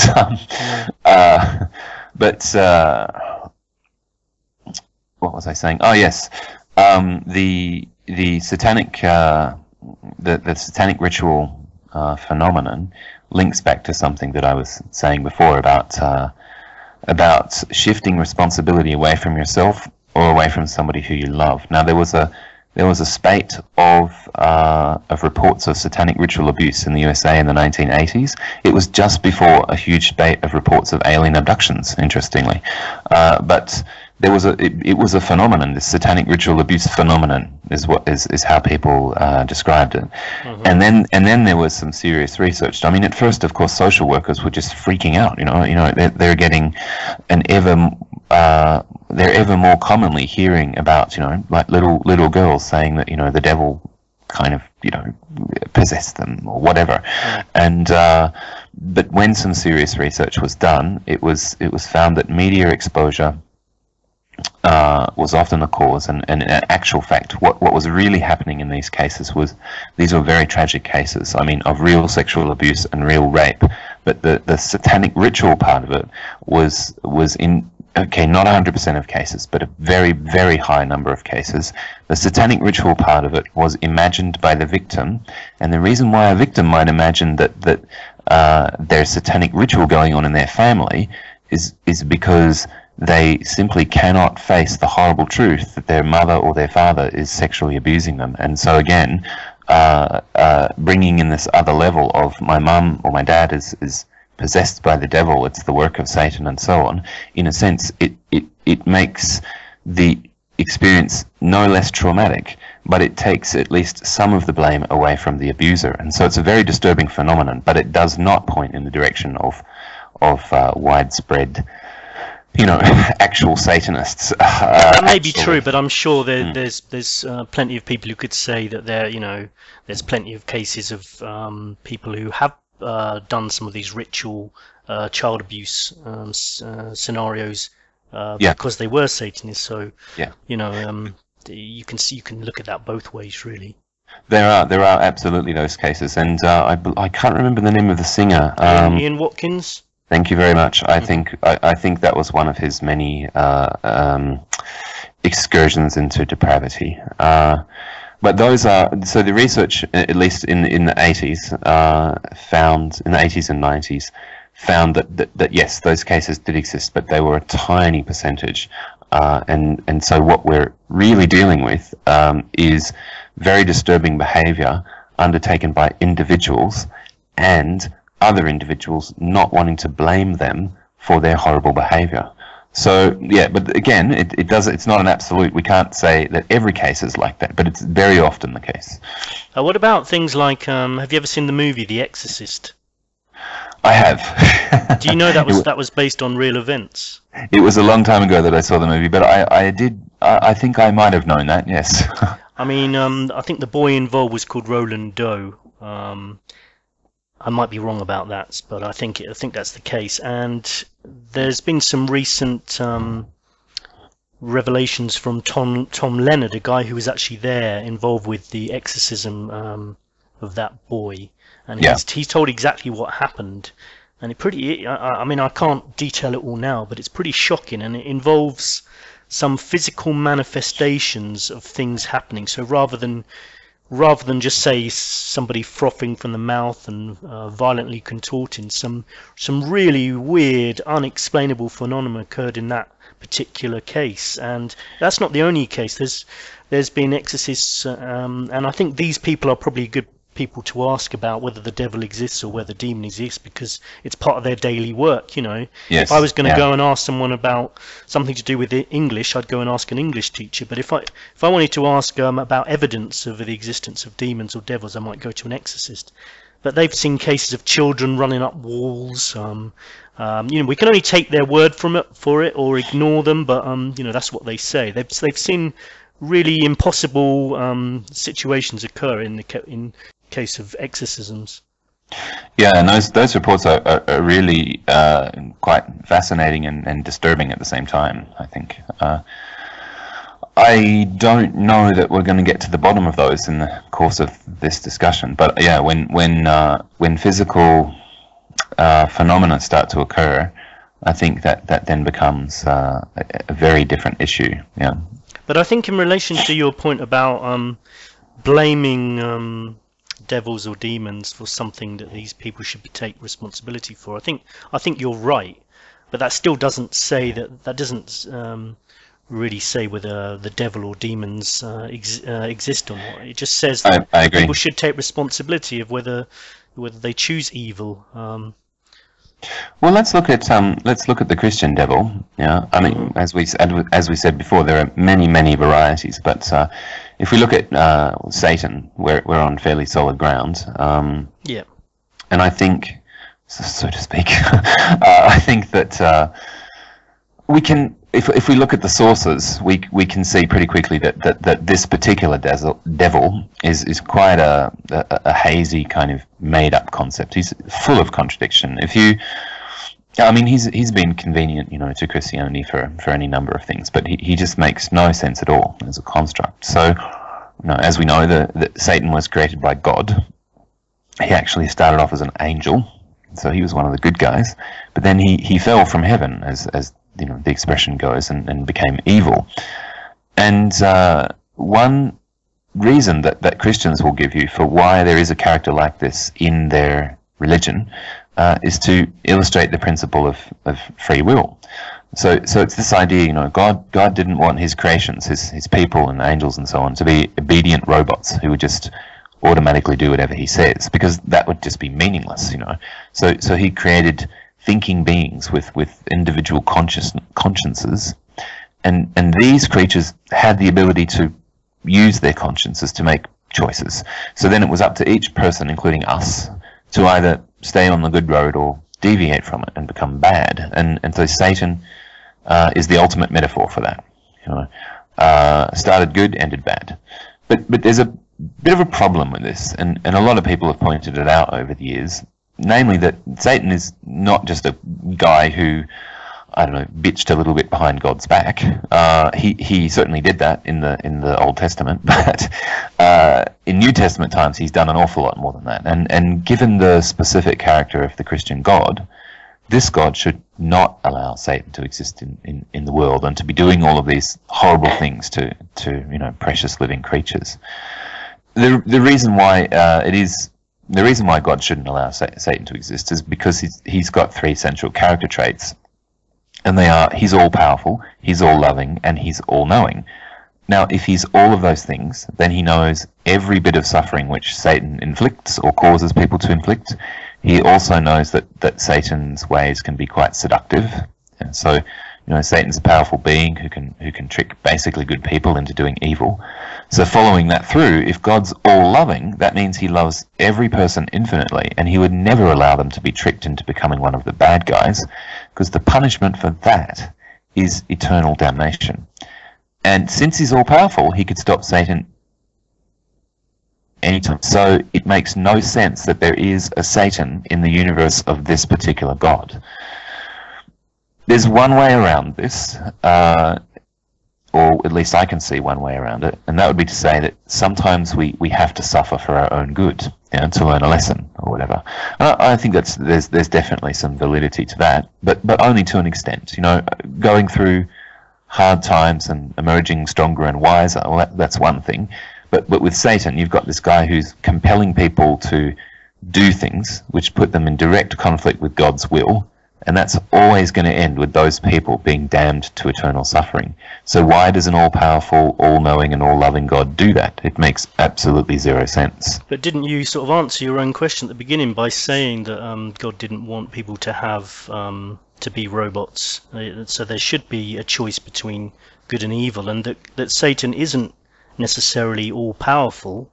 Actually, he's just sort of a whisper in people's ear, who can tempt them, but has actually no power whatsoever. So really, all the power is with the people. They can choose whether to do right or wrong.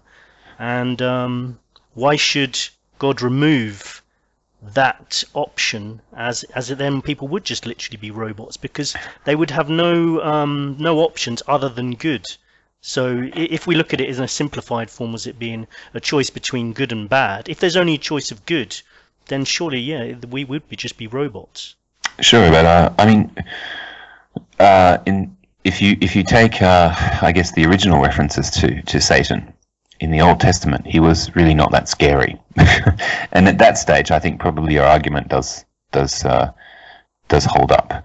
But then when you get into the New Testament, he just got a complete makeover, and he became this all-purpose adversary. You know, he was the father of lies, he was a murderer, and then in Revelations, he was the guy, you know, he was going to be the executive producer and star of the end of the world, you know. So, I mean, a lot of it, to be honest, a lot of the New Testament writers seem like they were just making it up as they went along, to be honest, because they only had a few scattered references from the Old Testament to go on, and suddenly this Satan was, you know, everywhere and in everything.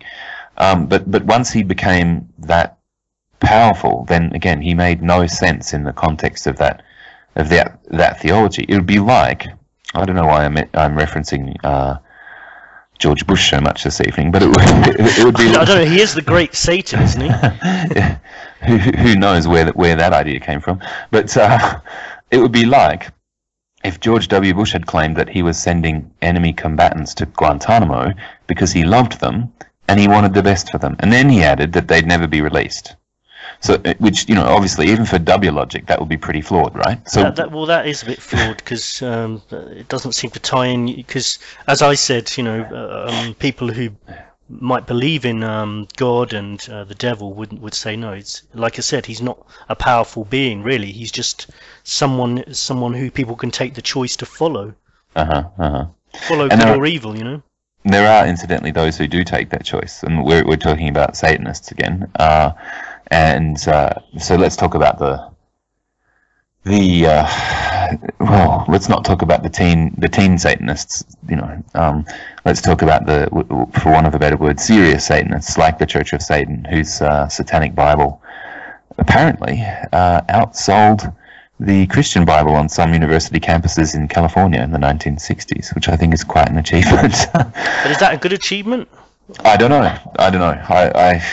But it is an achievement of some sort. In some ways, isn't that, since people recognise that Satan or the devil is considered bad, and then you have the option of good and bad, what it says is that people on that campus are choosing bad over good. Well, the Church of Satan's ideology was basically this: everything that you've been told in the Bible is wrong, and all of the manifestations in the Bible of what we later decided was Satan are actually positive manifestations. So the snake in the Garden of Eden, for example, was tempting Eve to eat from the tree of knowledge of good and evil, and God said, don't eat from that tree. Remain ignorant and just listen to me and I'll tell you what to do. And the snake said, no. Don't subdue yourself to a higher power. You eat from that tree, get the knowledge of good and evil, so you can make up your own mind. And if your decision turns out to be better than what God tells you to do, go your own way. Now, the followers of Satanism would say, in that and many, many other examples, the Bible is actually telling people to do the opposite of what they should do. It's telling them to be obedient when they should rebel. It's telling them to be selfless at times when they really need to look out for themselves, and so on and so on. I think one criticism that you could definitely throw at the Church of Satan is that it suggests that selfishness is a virtue, but it certainly doesn't suggest that you should go out and do, you know, like rituals to bring dark powers to the world and kill people. It's more of a kind of a reactionary philosophy, if you like. I mean, you mentioned there about sort of reversing everything in the Bible. Isn't that what Satan would want, to reverse it all? So, and I'm going to say this before you do, because I know you're going to say it at some point. Okay. Someone had to say this. The greatest trick the devil pulled off was convincing people he doesn't exist. Yes, I'm sorry, I had to get there before you, Anthony. Charles Baudelaire, or should I say in French, La plus belle des ruses du diable est de vous persuader qu'il n'existe pas. Wow, Kant couldn't have said it better himself. I think he probably could, but never mind.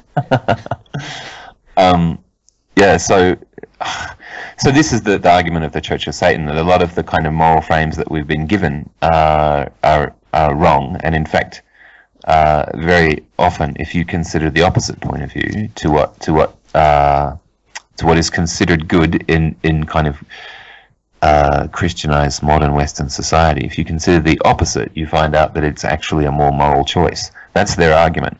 They have this. They and several other organizations have always had this talent for like high drama, and that's why they very often you get the feeling that they're actually quite serious guys, but they just can't resist dressing up in silly costumes and shocking people. You know, it's kind of like if Marilyn Manson was I don't know, singing the works of Thoreau, you know.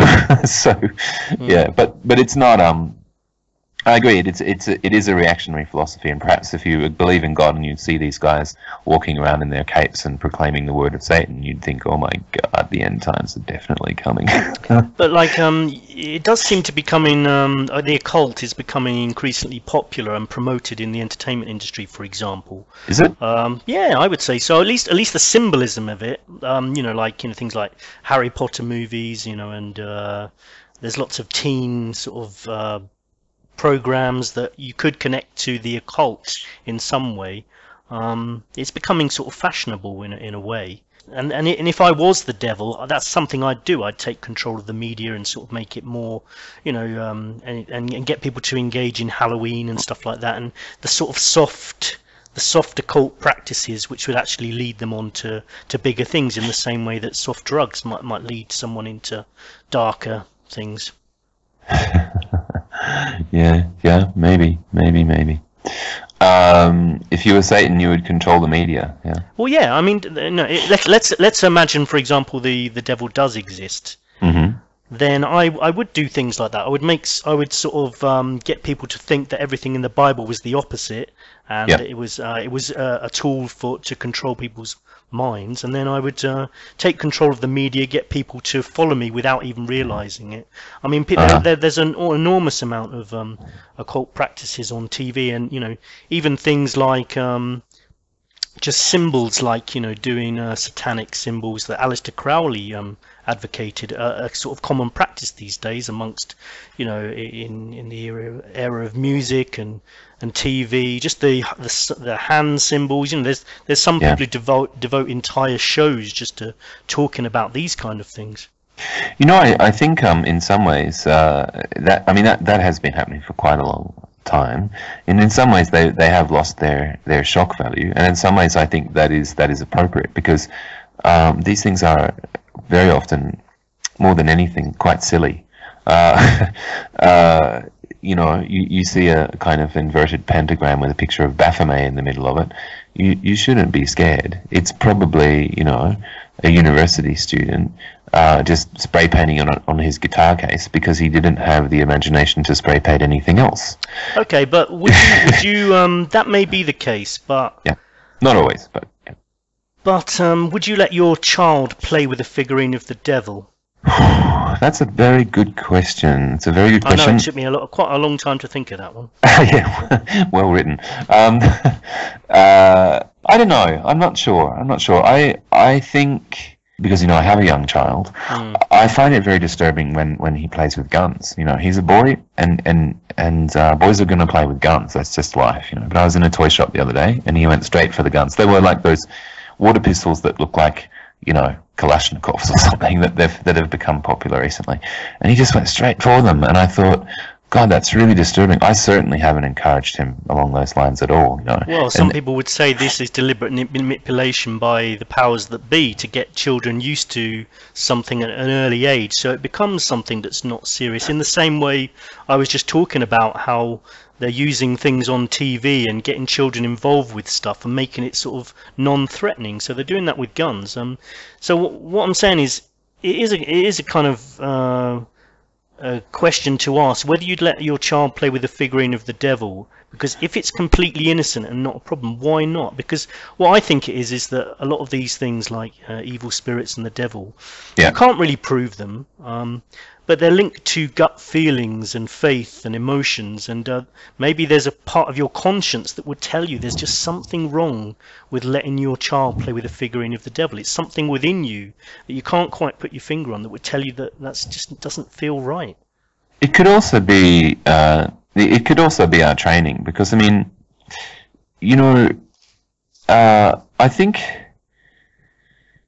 if we look at all the New Testament references to the devil, it becomes clearer and clearer, I think, that these group of writers found the idea of, they found their big villain, and that was really powerful for them, and they just went, you know, increasingly kept going back to the big villain. And I think that's the main thing with Satan. He did become an important part of the Christian narrative, as it became, more and more of this kind of big contest between Mr. Good with his fluffy beard and Mr. Evil with his silly horns. But what's really interesting, I think, is if we speculate about how deeply that kind of narrative has become embedded into the Western psyche, like whether there is, like a good figure and an evil figure, and that this evil figure has real power. If you look at the U.S. government and its various, wars, every time they're trying to convince their people to go to war, you're almost certainly going to see some kind of evil mastermind guy in the mix. It could be Saddam Hussein or Ayatollah Khomeini or Osama or Bin Laden or whatever. There's not always, but very often there's one. And I think that this may be a sign that this thinking of, there is a big bad guy in the world, it has gone really deep into our psyches. So then you see a little kid playing with a devil doll, and perhaps something instinctive that's been socialized into you goes off like a little alarm, rather than any rational thinking. No, it could be, or it might not be. You talked about manipulation, that the devil and demons and God as well, and the Bible could be used as manipulation, and some people even say that's where religions all come from. But just because something is used as manipulation doesn't mean it has any relevance to whether it's correct or not, or whether it's good or evil. Because, for example, adults use sweets to try to get children to do things, or people use dog biscuits to get their dog to do something. That has no relevance as to whether the dog biscuit or the sweets are good or evil. It's just a tool that's used. So it's almost, what I'm saying is, it's almost completely irrelevant that people say religion or the devil is used as a tool to manipulate people. That of course is true. It's 100% true, but that has no bearing on whether the devil exists or not. I would have to agree with you on that point, and you reminded me of something which I heard once. I visited in Sydney a coven some years ago, and the leader of the coven kind of gave an introductory, like a talk about what is involved if you want to become a member of this coven. Was this Truth Sentinel research again? Yeah, it was. I nipped back in time 20 years and did some research for you. Now I'm back. Thank you. I didn't join because I'm not a joiner in the sense of like spiritual organisations of any kind. They're just not for me. But I went out of curiosity and I found it quite interesting. But one thing that the guy said really stuck with me. He said that magic is like electricity. You can use it to light your houses or to execute people. And I thought, wow, that's very interesting. So he says magic is not black and white. It's a force that exists like electricity. And I think that's kind of what you're saying here, right? In a way, about God and the devil and so on. We can say they've been used for this purpose, that purpose, but that doesn't say anything about their essential nature. Saying, yeah, it doesn't really say, it doesn't. Although it's a good point to bring up, it doesn't really say whether something exists or not. It's just the way it's used, a bit like the internet. Yeah, it's like can be used for good or bad. Yeah, I think that's true. But look, and I also think that there are evil people in the world. I think it would be very difficult to refute that. But if I'm going to give you an example of a particular individual. And it's not George Bush, but it's a close it's a close reference to the George Bush reference.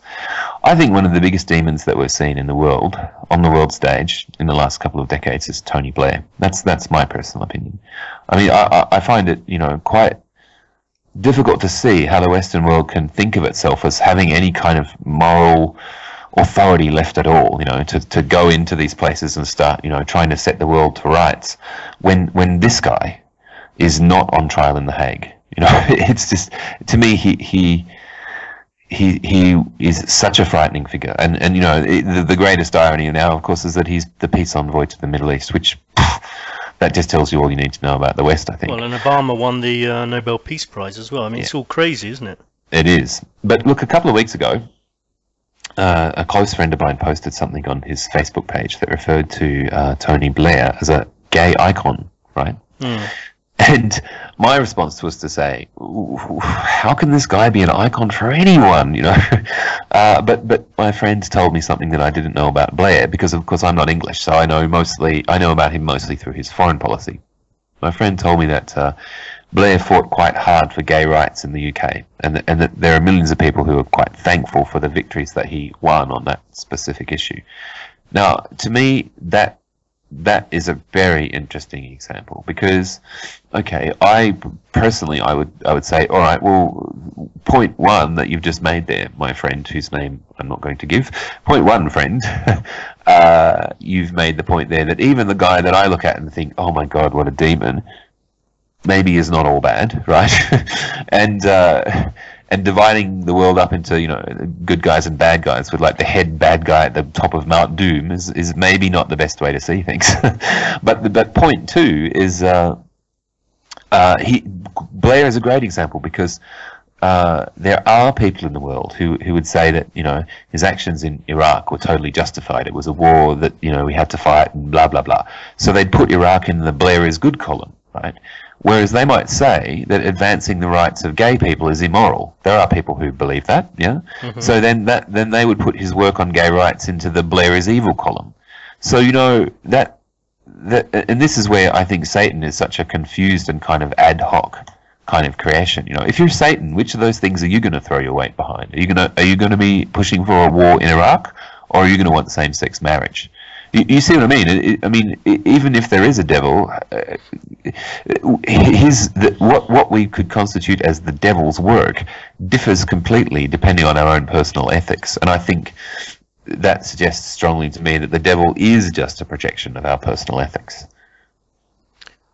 Well, I mean, definitely I'd agree that good or bad is open to interpretation. What some people's terrorist is another person's freedom fighter, for example. So a lot of things are open to interpretation. Yeah. But what about things like, I guess, you know, coming back to whether the devil and demons do exist, and, you know, physical manifestations of them. I mean, you talked about your visit to this coven. When I was younger, I visited a Baptist church with my parents, and almost as spooky. and I saw there was someone, there was an exorcism which occurred right next to me, in the person in the seat next to me. So it was quite a disturbing experience when I was younger. And this person started violently contorting on the floor. They were literally sitting next to me the moment before, singing songs and stuff. So I was kind of shocked about this, and it was a very violent, unexplained, fit-like sort of occurrence, which anyone who's witnessed anything like this will tell you it's not likely they're acting. There was no reason to. It was a fairly small church, so there was no video cameras there or anything. There was no reason for this person to be acting. So there was some kind of phenomenon going on, and it wasn't. It didn't seem to be a medical fit. This person was screaming voices and referring to devils and demons, and they obviously the preacher started praying over this person. How do you explain those kind of occurrences? I really don't know. I've never been present at an exorcism. I've never seen speaking in tongues in person. I've of course seen it in television documentaries, but yeah, I'm really not sure. I mean, the skeptic's first port of call in any situation like this is to say that it's about suggestibility, about suggestion, and that the person who is administering the exorcism or leading the service in which people are speaking in tongues has somehow created a kind of group mind where these things are almost expected to happen, and because they're expected to happen, then they happen.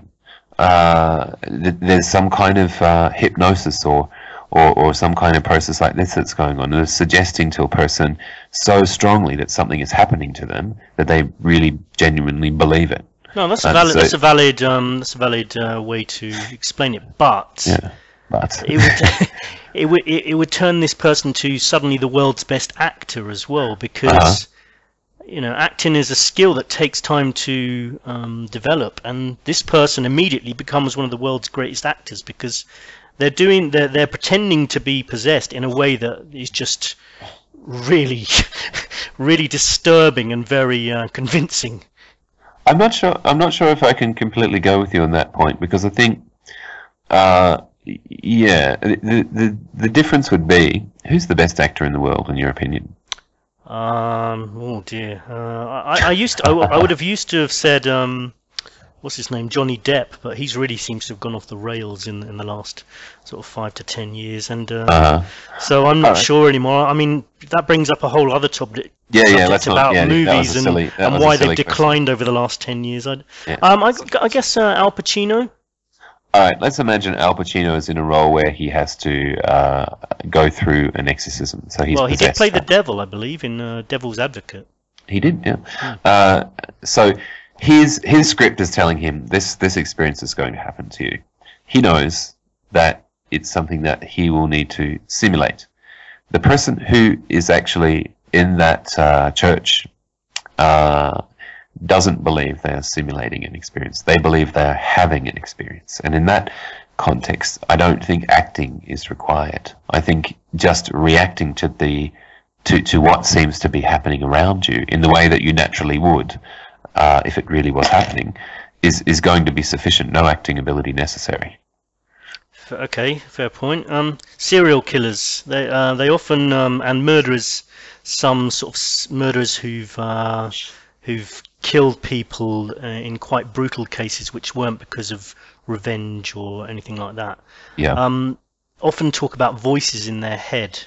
An extremely large number of people talk about these voices in their head, and I've always wondered why people don't seriously investigate this phenomenon. Because they're obviously not talking about their own thoughts. Otherwise, they would have said, "My own thoughts. I thought I should do this." But they actually refer to voices which seem to be implanted in their head. Who do you think these voices are? I mean, some people would say these are the demons or the devil speaking to them. Yeah, I think so. But look, if I was to comment on this in any detail, I would be talking about stuff that I know very little about. But I think there are a couple of theories about this, and the one that I would lean towards is that these voices would be dissociative personalities. And so again, if you have this urge that you're going to go down to the shopping mall today and just open fire with a semi-automatic weapon, for many people to go through with that, well, God, hopefully not many people, but for a certain percentage of the people who might come to that point in their lives, they may still require an external person tell them what you must do. In much the same way as a sportsman will, we talked about this a few weeks ago, a sportsman will employ positive self-talk. These people are employing very negative self-talk. This is the theory. But they are so, what they're about to do is so extreme that they cannot perhaps even accept it coming from themselves. So it comes from this disembodied voice, which is actually just a part of themselves that they've dissociated and are now associating with someone telling them to do this. Okay, fair enough. Yeah, sorry. I was going to say, I mean, some people say that the devil and demons don't exist because, and that people's creation of the idea of this is actually an evil thing in itself, and some really evil things have occurred in the past with people sort of burning witches, and it still goes on in Africa. People who say someone's possessed, and so there can be children as well, and they end up being killed. And ISIL exterminating the Yazidi people as well. Yeah. Is another instance of that. Well, yeah. I also heard that they're supposed to be connected to Satanism in a way as well. I don't know if that's true. They're supposed to have. No, I was reading an article where some people believe that what was the name again? The Yazidi people. No, Yazidi people. Okay, again, I don't know a lot about these people, but their deity is considered to be a demonic deity in another religion. Perhaps it's Judaism. I would really have to check that. So there you have ISIL coming and going. Not only are you not good Muslims, you're not even Muslims at all, and you're devil worshippers. Kill. Yeah, I mean, I was just going to say that in these cases where people are killing people because they say they're evil, that's just evil in itself. So it is a very confusing topic. But Yes. I came across something that linked ISIS to this as well. Because you know the name Satan comes from, it seems to be linked to Set. Ah, yeah, yep. Well, I came across this Set guy. Do you know much about this Set? I know that he was one of the kind of half a dozen upper pantheon of in Egyptian mythology, and that he was he, I believe, went on a journey through the underworld. Would that be correct? I think that would be correct. And Uh-huh. Osiris, according to the story, was chopped into 13 pieces by Set, Yep. and the goddess Isis collected all of those pieces. Yep. And which Douglas Dietrich talked about. There seems to be, and it might be surprising to some people, a link between Satanism and the military. And he talked about Michael Aquino, who was a well-known Satanist, who was a lieutenant in the US Army. And that he believed that there was ritual deaths and sacrifices going on, done in the name of the military as well. Yeah. Which is, if any of that is true, it is extremely disturbing. As far as you were mentioning before about Set, I think it is worth pointing out that when these characters come up in the context of Christianity, characters or events, there are very often precedents, and in the case of Satan, it has been argued that Set is the character on whom Satan is based, and there is actually an occult sect called Setians who follow. That's Set. right, yeah. And there's OTO as well, the satanic group that use Set as. Yeah, the Crowley group. Yeah, and there's also another model. A system model, which is the devil of the Zoroastrian faith. And in fact, if you compare the scriptures of the Zoroastrian faith to the Bible, you are really, really struck by the parallels. It's quite amazing how similar they are. Well, there's a devil-like figure in Buddhism as well. Mara, who's a tempter, and apparently tempted Buddha by trying to seduce him with the vision of a beautiful woman, which I can totally relate to. And a lot of people use this as in a very damning way. Like as in, therefore religion is nonsense. In a sense, I would agree, but I would also say this: the other way to look at it is these tales have universal value. So if you've got different traditions in different parts of the world at different times, all having stories about people, a guy sitting on a mountain or in a cave or whatever, and being tempted by dark forces, then there's something in that story that speaks to a lot of people. This again, I would say, if I was the devil, I would create similar stories to say, if the Bible was true, I would create similar stories around the world to confuse people. Okay, fair enough.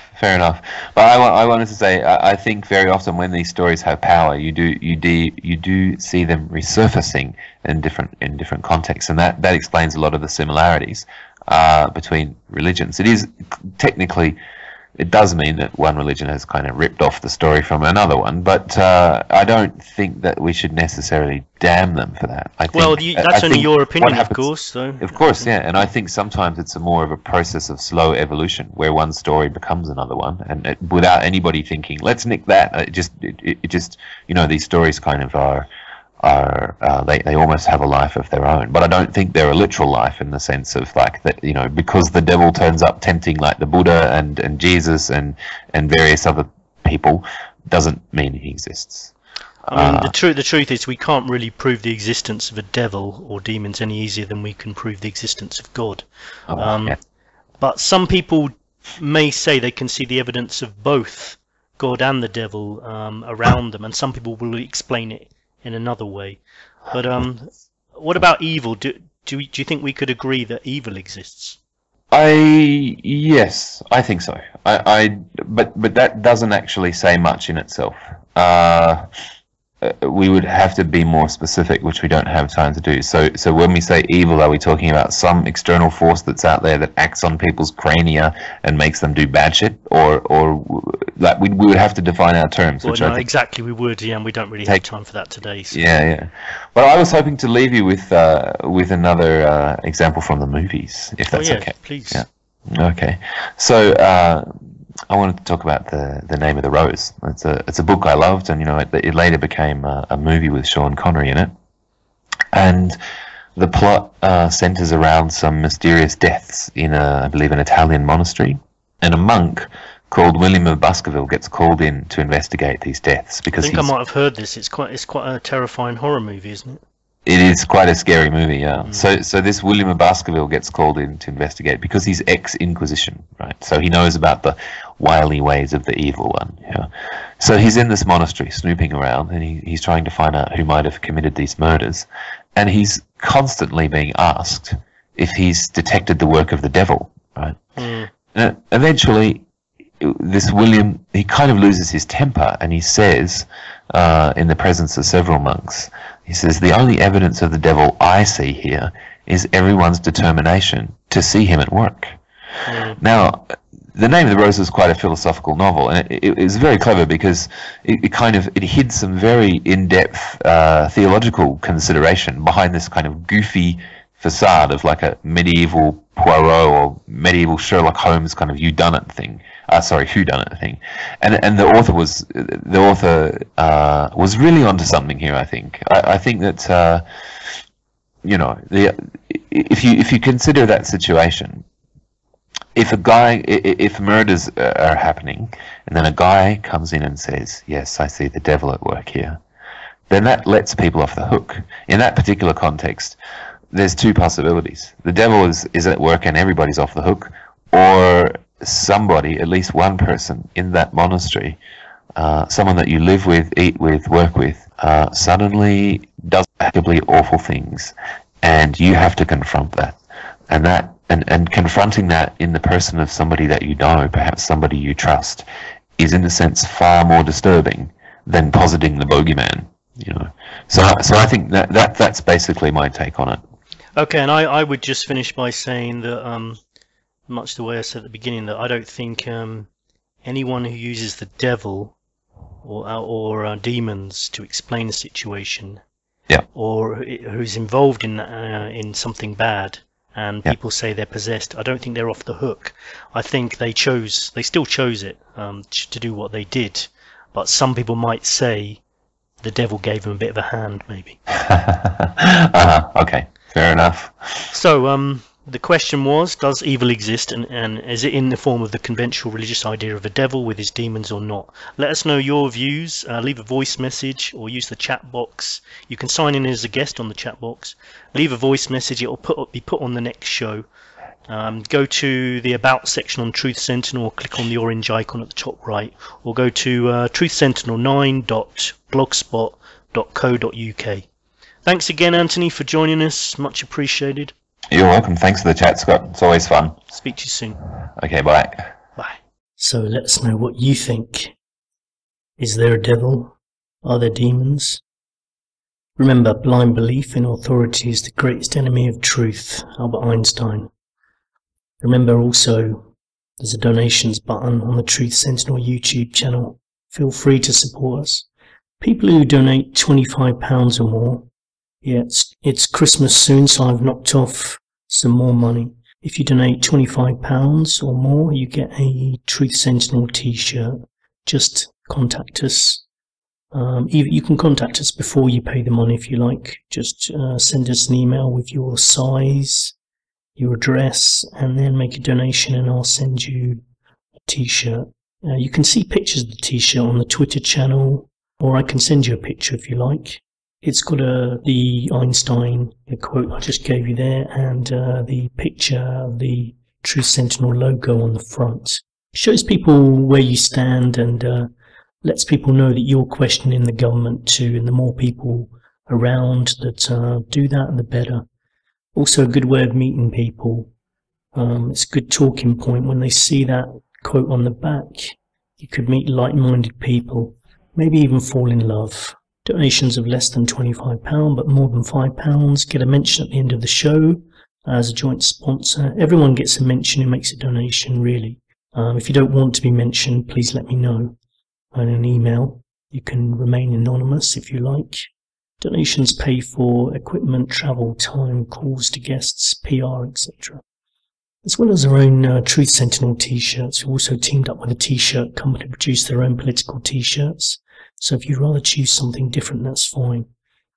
Ours are obviously raised more money for Truth Sentinel to keep the show on the road, but and we'll get them made them in Ukraine, so you're helping the economy. But the other company, truthtshirts.com, have a wider range. They offer you a 10% discount as a Truth Sentinel listener. And each t-shirt donates £2.50 to Truth Sentinel. And when you buy a t-shirt from them, you must use the Truth1 code to get your 10% discount and for us to get the donation. That's Truth1.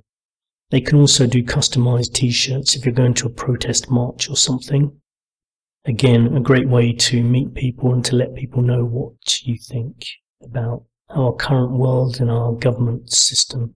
So let's wind down. Don't forget to come and say hi, get in contact via Facebook, Twitter, email scottsentinel9@gmail.com, and please leave a voicemail. Topics coming up in future episodes could include Fukushima, Chernobyl, where we might actually like to go there and do a show from Chernobyl, missing persons, time travel, Dyatlov Pass incident, religious cults such as Scientology, anarchy, parallel universes, the control of scientific fact and education, Utopia, Noah's Ark and the Flood, Revolution, and of course we'll have our Truth Alliance discussions maybe every month or two. Let me know what you think of the show. Other shows we listen to: Alex Jones, Hagman and Hagman, Freeman Fly, Mark Cockin, John Gary, David Icke, Pete Wicker, Sheila Zielinski, UK Column, The Average Liberator, Lit TV and Buzzsaw, of course. Sometimes watch Trues.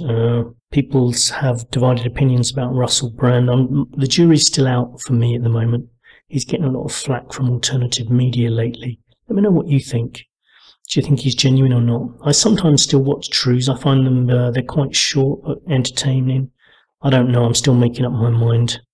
Any sponsors or advertisers, please get in contact. We're also always looking for interesting guests or researchers, so please get in touch.